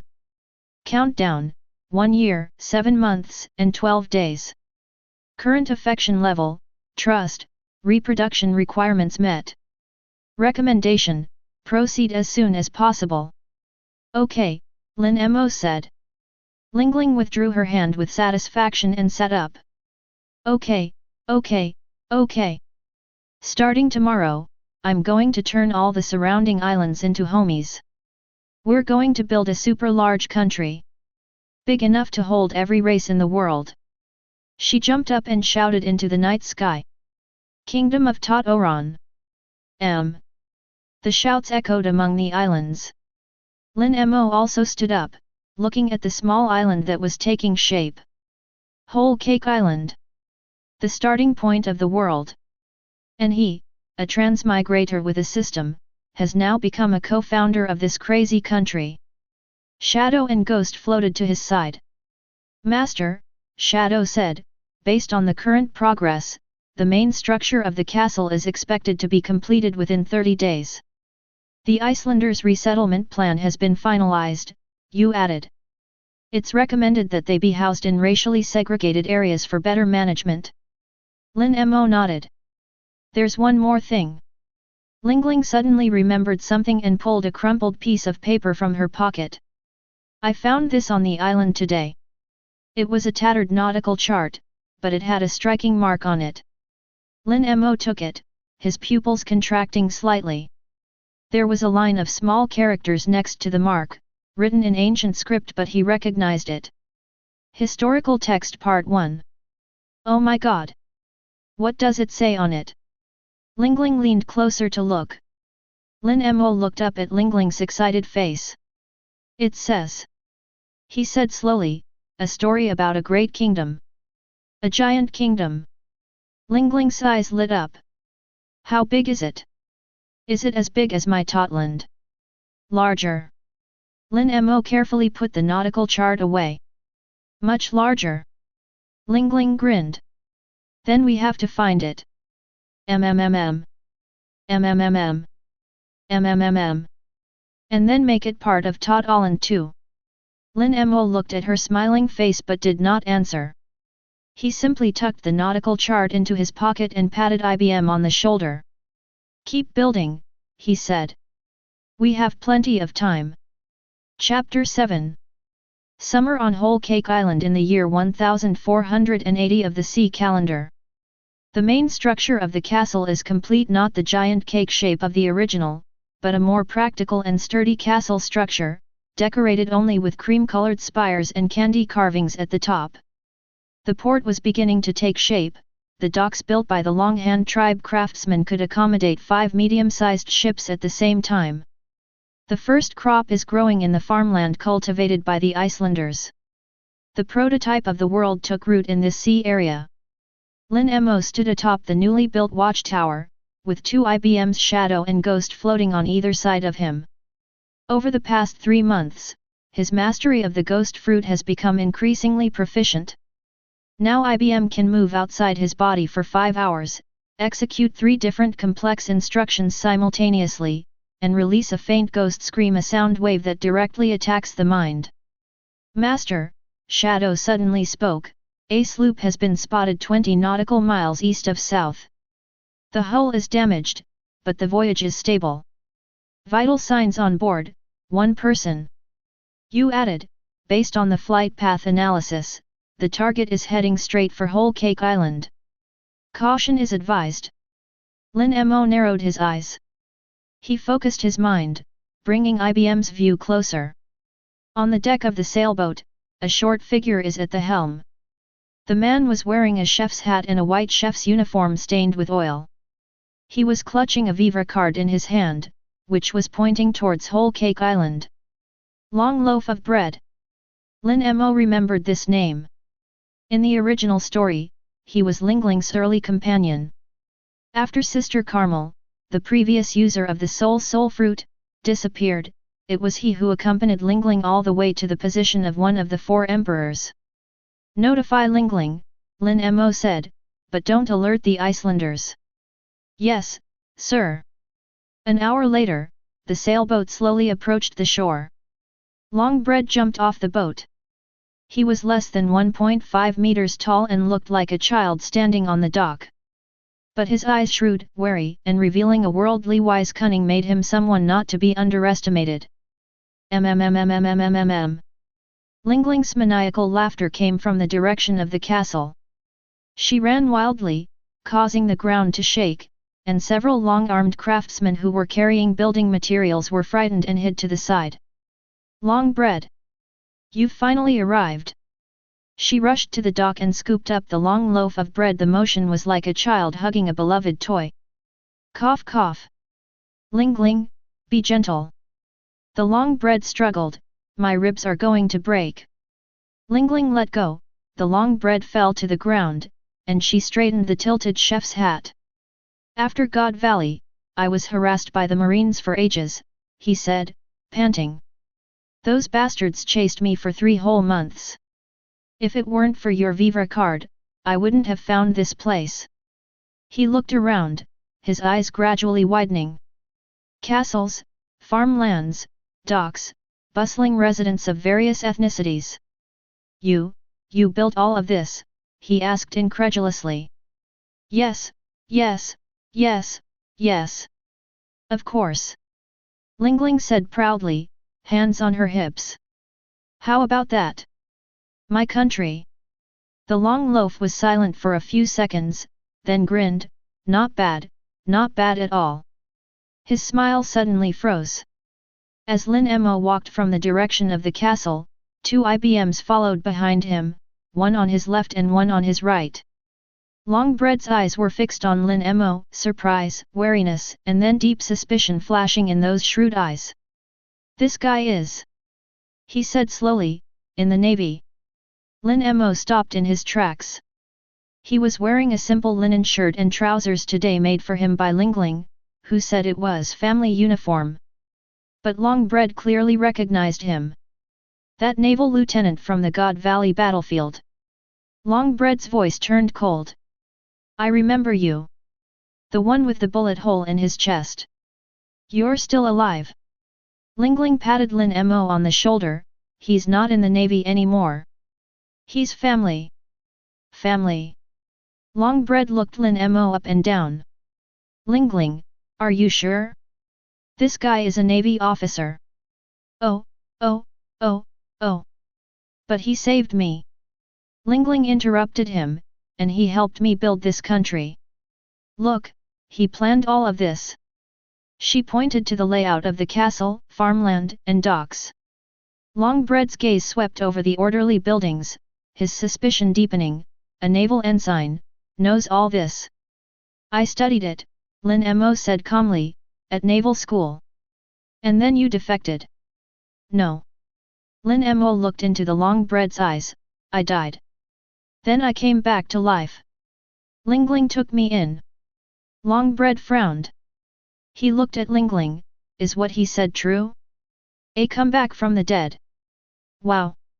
It really is. Lingling exclaimed excitedly, I saw it with my own eyes.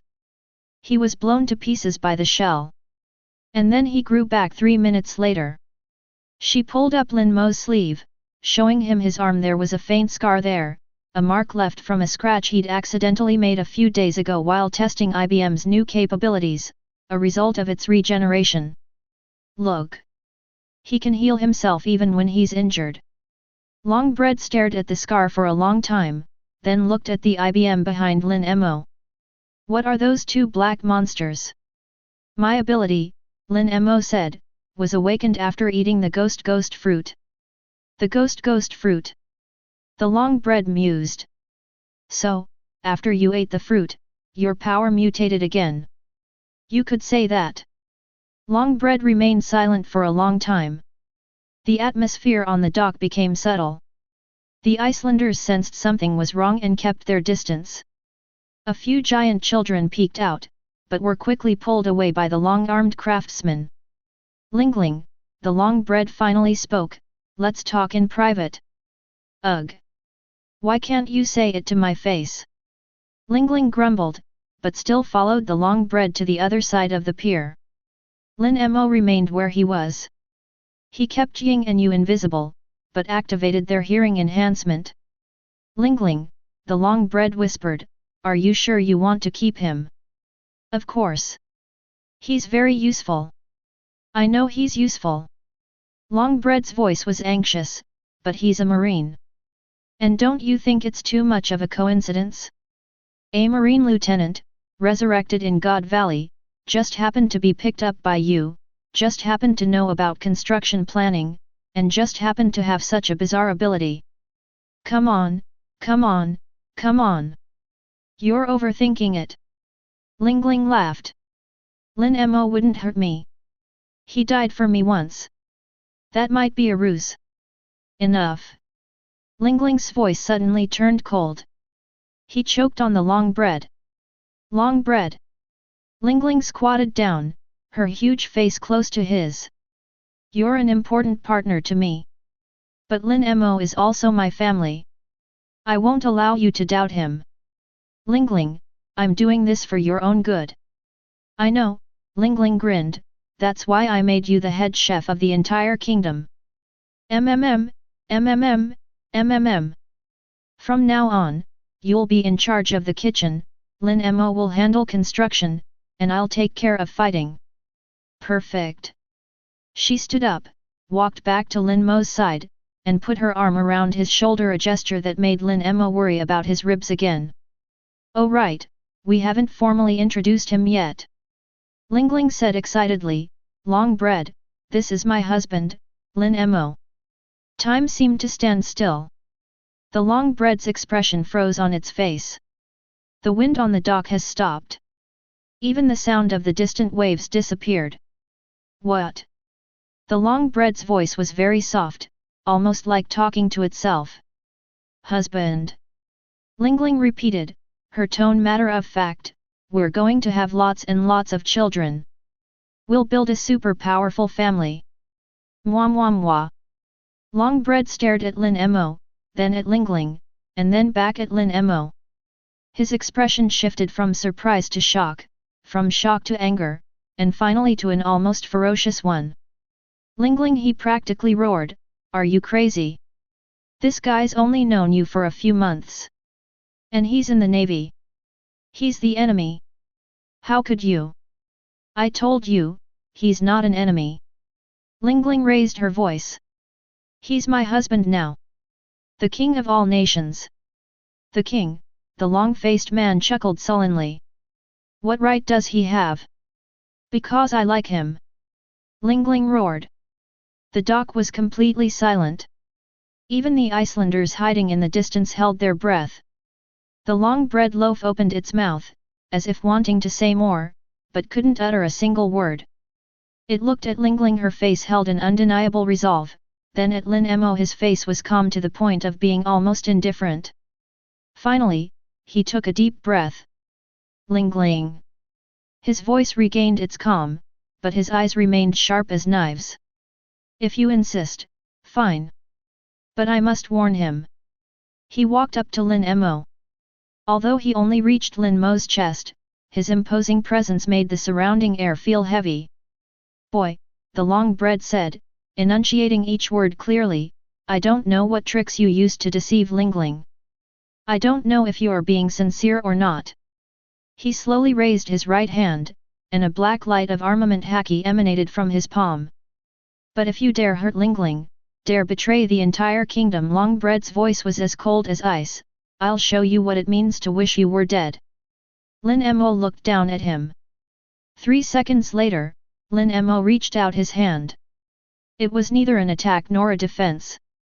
Instead, they shook hands. Mr. Longbread, Lin Mo said calmly, Linlin saved my life. The Kingdom of Nations was built by Linlin and me. This is my home. He paused for a moment. And you, are Linglin's important partner. Therefore, you are also my partner. The Longbread stared at the hand, then at Lin Mo's eyes. After a long time, so long that Linlin started stomping her feet in impatience, Longbread finally reached out and grasped Lin Mo's hand.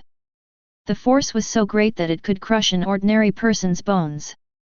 But Lin Mo remained unfazed. Remember your words, the Longbread whispered. I will. The handshake is over.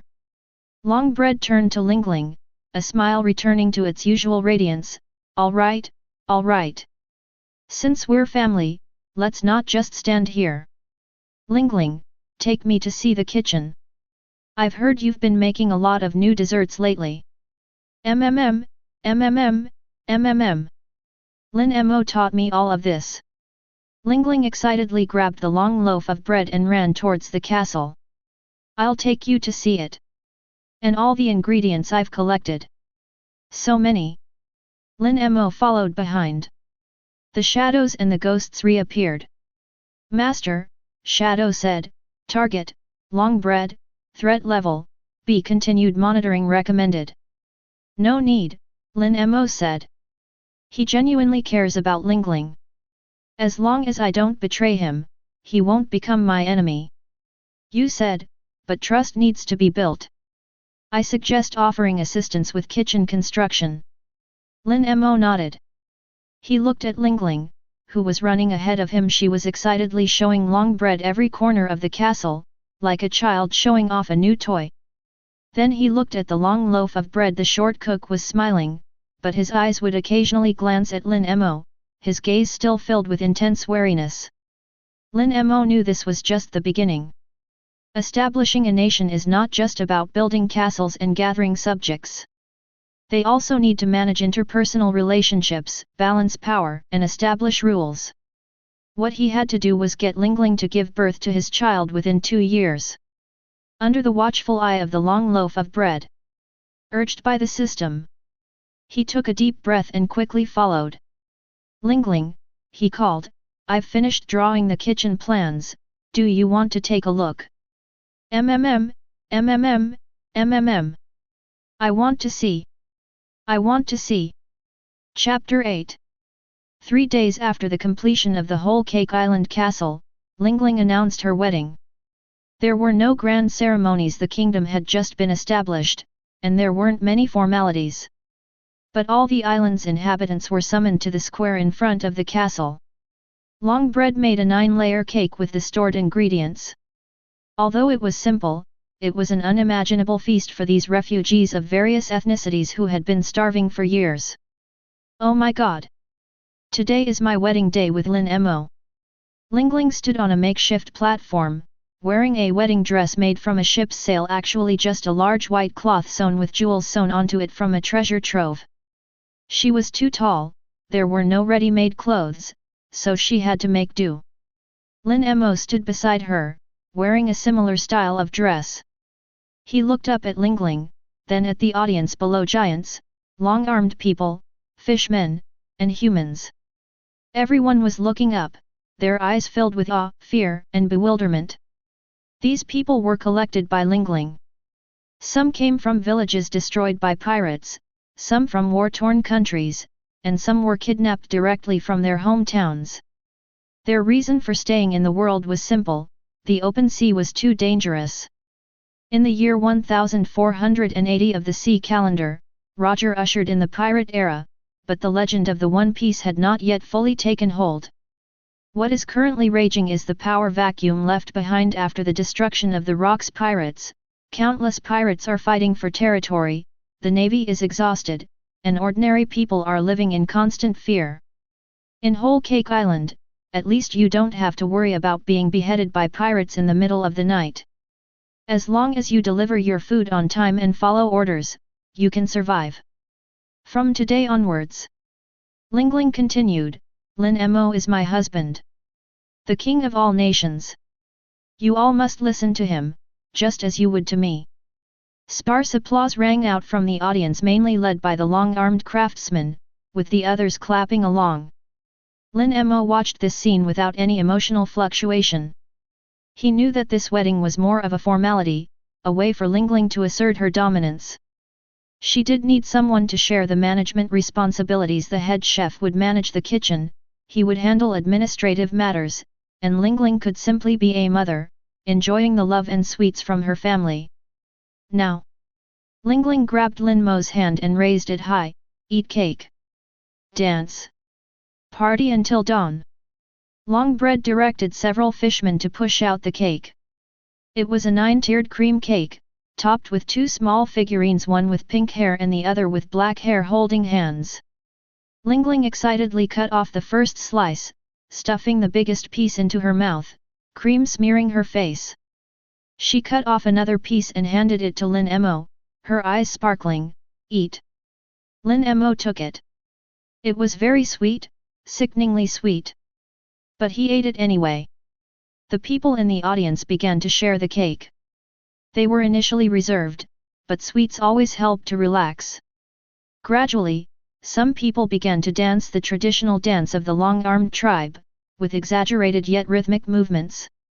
The fishmen hummed sea songs, and the giant children frolicked and played among the crowd. Linlin watched all this and grinned. She scooped up Lin Mo in her arms like holding a doll and turned to walk towards the castle. MMM, MMM, MMM. The rest of the time is ours. The long bread roll waved its spatula at the bottom of the table, gave a knowing smile, and then continued to distribute cake to the children. On the top floor of the castle, in Linglin's bedroom, or rather, her room, there was no bed, only a huge bed made up of a dozen or so ordinary beds, piled high with all sorts of plush toys and cushions. Linlin placed Lin Mo on the bed, then sat cross-legged opposite her and began to take off her sail-shaped wedding dress. This rag is so uncomfortable, she complained, tearing off the fabric to reveal her usual pink dress underneath. She wasn't wearing a bra, her skin was exposed beneath the dress. Lin Mo looked away and began to unbutton her dress. The room fell silent, save for the crackling of the candlelight. After taking off her clothes, Linlin sat there, looking at Lin Mo. Her expression was calm, even a little curious. Lin Mo took off his coat, revealing the shirt underneath. He looked up and met Linglin's gaze. The two stared at each other for a few seconds. What's wrong? Linlin tilted her head. Keep taking your clothes off. Lin Mo paused for a moment, then began to unbutton his shirt. But his movements were slow, his mind was racing. Height difference. Linlin is over 5 meters tall even when sitting on the ground, while he is only a little over 2 meters tall when standing.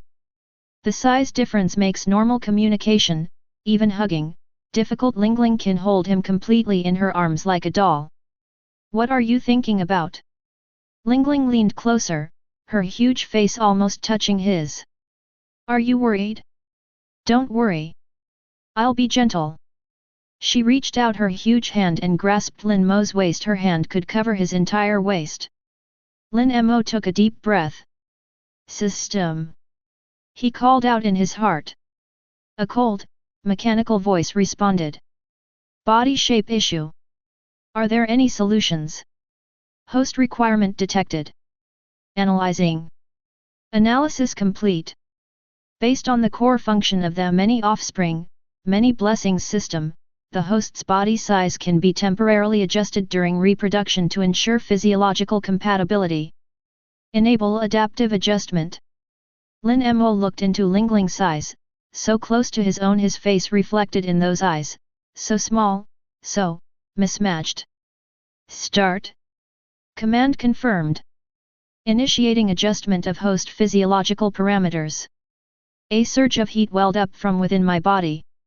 It wasn't pain, it was more like growth. Bones were extending, muscles were expanding, and skin was being stretched. Lin Mo could hear faint crackling sounds coming from inside his body, like bamboo shoots breaking through the soil. His field of vision began to rise. Originally, it only reached Lingling's waist, now it rises to her chest, then to her shoulders, and finally, it stopped at eye level with Lingling. Lingling's eyes widened. Wow! Wow! Wow! Wow! She exclaimed, you've gotten bigger. Lin Mo looked down at himself. He had indeed grown larger, nearly 10 meters tall, with broad shoulders and long limbs. His once fitting shirt was now stretched to shreds, as were his trousers. He was now standing naked in front of Lingling, his physique similar to hers. No, he's still a size smaller than Lingling. Lingling is nearly 9 meters tall, while he's about 8.5 meters. But at least, they're in the same weight class. What kind of ability is this? Lingling reached out and poked Lin Mo's chest, firm muscles, warm skin. You can also change size. System notification, adaptive adjustment complete. This adjustment will last until the reproductive behavior ends, consuming 15% of the host's base stamina per hour during this period. The host will revert to their original size after the adjustment concludes. Lin Mo grabbed Lingling's finger that was poking him. Now his hand could completely grasp her finger. It's one of my abilities, he said vaguely, but it can only last for a while. Wow! Amazing! Lingling excitedly squeezed his hand back. From now on, when I want to hug you, you can grow big. And normally you can shrink. So convenient. She seemed to have completely accepted this premise, just as she accepted his ability to rise from the dead and summon black phantoms. Looking at her smiling face, Lin Mo felt a slight softening in his heart. He bent down and picked Lingling up. He could do it now. Lingling gasped, but then burst into laughter, wrapping her arms around his neck. Yes, yes, yes. That's right. Lin Mo carried her towards the enormous bed. The candle light flickered. Moonlight streamed through the stained glass windows, casting dappled patterns of light and shadow on the floor. The celebrations continued in the square below the castle. The songs of the Longarm tribe, the sea songs of the merfolk, and the laughter of the giant children drifted up faintly. The first night in the world. But the night that belonged to the two of them had only just begun. Reproduction process initiated. Gene compatibility testing in progress. Special physical characteristics detected in the mother, steel balloon, soul fruit user. Special bloodline detected in the father, demi-human, ghost fruit user. Gene optimization scheme generation. Estimated offspring potential rating, S+. Starting adaptation. The system notification sound echoed in my mind. But Lin Mo had no time to worry about that. Lingling's breath sprayed onto his neck, warm and moist. Her fingers traced his back, leaving faint red marks. Even at her size, her strength remained terrifying. Lin Mo, she said softly, her voice unusually devoid of its usual manic laughter, replaced by something gentler, we'll have the best child, won't we? Lin Mo looked into her eyes, which were reflecting the moonlight. Yes, he said. Then he kissed her. Chapter 9. Lin Mo opened his eyes. His first feeling was weakness. It felt like I'd run a marathon and been completely drained of energy, even lifting a finger felt like a struggle. He lay on the bed, or rather, next to Lingling, his body now restored to its original 2-meter height, nestled in her massive arms like a human doll. System notification, adaptive adjustments have ended. Reproductive behavior completed. Conception detected. Calculating rewards. A cold, mechanical voice echoed in my mind, followed by a waterfall of refreshed data. Basic bonus, lifespan plus 100 years, transferable. Skill reward, Candy Art, Intermediate, a weakening derivative ability of Charlotte Linlin's soul fruit, which can grant Candy's basic vitality and simple shape changes. Bloodline evolution, demi-human bloodline fusion increase, gain the pseudo-steel balloon trait, physical resistance increased by 15%. Special reward, soul affinity, significantly increases resistance to soul attacks, can subtly sense the emotional fluctuations of others. System feature unlocked, bloodline chart, allows real-time viewing of the life status, potential rating and ability preferences of all direct descendants. Current number of offspring, 1, unborn. Offspring status, in gestation, birth in 5 months. Offspring potential rating, S+, estimated. Inherited traits confirmed, paternal demi-human bloodline, immortality, maternal steel balloon physique, physical immunity, maternal soul fruit adaptability, soul talent. Lin Mo propped himself up to sit up. The weakness was slowly fading, replaced by a surge of new power within him. He looked down at his arm. The skin had a very faint metallic sheen, and when he pressed it with his fingers, he could feel its amazing resilience. A fake steel balloon, he murmured. He attempted to summon IBM. Shadows and ghosts emerged from the shadows, but this time, their forms were more solidified. The edges of the fabric shimmered, and the flow of black particles was as rhythmic as breathing. Master, Shadow spoke, his voice clearer than ever, the intensity of your soul fluctuations has increased by 37%. I can feel it, Lin Mo said.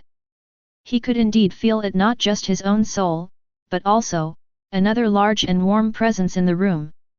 He turned his head and looked at Linlin, who was still fast asleep. Then he froze. In the new perceptions brought about by the soul-to-soul affinity, Linlin was no longer simply a person. What he saw was a blazing, ever-swirling vortex of souls, powerful, chaotic, but with a core of something pure and yearning for love deep within. At the center of that vortex, a tiny, newly formed point of soul light slumbered peacefully. Those are their children. Lin Mo unconsciously reached out, his fingertips hovering above Linlin's abdomen. He didn't need to touch her to sense that the little life was growing at an astonishing rate, the outline of her soul becoming clearer every second. Well. Linlin uttered incoherent murmurs in her sleep, her huge hand unconsciously patting her stomach, a gesture that nearly swept Lin Mo off the bed. Lin Mo steadied himself and quietly looked at her. 24-year-old Charlotte Linlin slept soundly, her face still bearing a touch of childishness. Her long pink hair was spread out on the pillow, and the corners of her mouth were slightly upturned, as if she were dreaming of dessert. Her hand remained protectively on her lower abdomen, instinctively safeguarding the life inside. This is the future Big Mom of the 4 emperors. But right now, she's just a young woman who's newly pregnant, and his wife. Lin Mo suddenly remembered last night, the moment she grew larger and looked Linlin in the eye, that feeling of equal gaze. And her last, softly spoken words, "We'll have the best child, right?" He took a deep breath and opened the newly unlocked bloodline chart in the system. The interface unfolds like the root system of a tree. Currently, there is only one node, labeled unnamed, under development. Clicking on it reveals detailed data. Offspring ID, 001. Mother, Charlotte Linlin. Father, Lin Mo. Expected date of birth, August 1480, 5 months from now. Potential rating, S+, continuing to grow. Inheritance feature confirmed. 1 demi-human bloodline foundation, basic immortality. 2 steel balloon physique, basic physical resistance. 3 soul affinity, soul fruit adaptability. 4 ghost fruit resonance, IBM summoning potential. Developmental status, good. Mother's condition, good, abundant soul energy. Lin Mo closed the interface and tiptoed out of bed. He needed food. The system notification indicated that his stamina was 85% depleted and he urgently needed to replenish it. The kitchen is on the first floor of the castle, and the long loaves of bread are already there. The diminutive chef stood on a specially made high stool, wielding a huge spatula to fry eggs. A dozen eggs sizzled in the iron pan, while a whole loaf of bread toasted nearby. Awake? The long bread roll asked without turning its head. Where's Linlin? Still sleeping. Lin Mo walked to the kitchen counter, picked up an apple, took a bite, and asked, "Is there anything to eat?" The long loaf of bread glanced at him, its gaze complex warning, scrutinizing, and even a hint of resignation. "There's broth over there, help yourself." He pointed to the soup pot in the corner with a spatula. Linlin said she wanted sweet egg rolls yesterday, I'm making them. Lin Mo ladled a bowl of soup and leaned against the counter, slowly sipping it. The hot soup helped him regain his strength. You look different, the long bread suddenly said. Lin Mo looked up. What? Aura. He turned off the heat on the long bread roll, plated the fried eggs, and said, yesterday you were just strong. Today there's something else. He jumped off the bar stool, walked up to Lin. Videos बनाने हैं, Filmora है ना?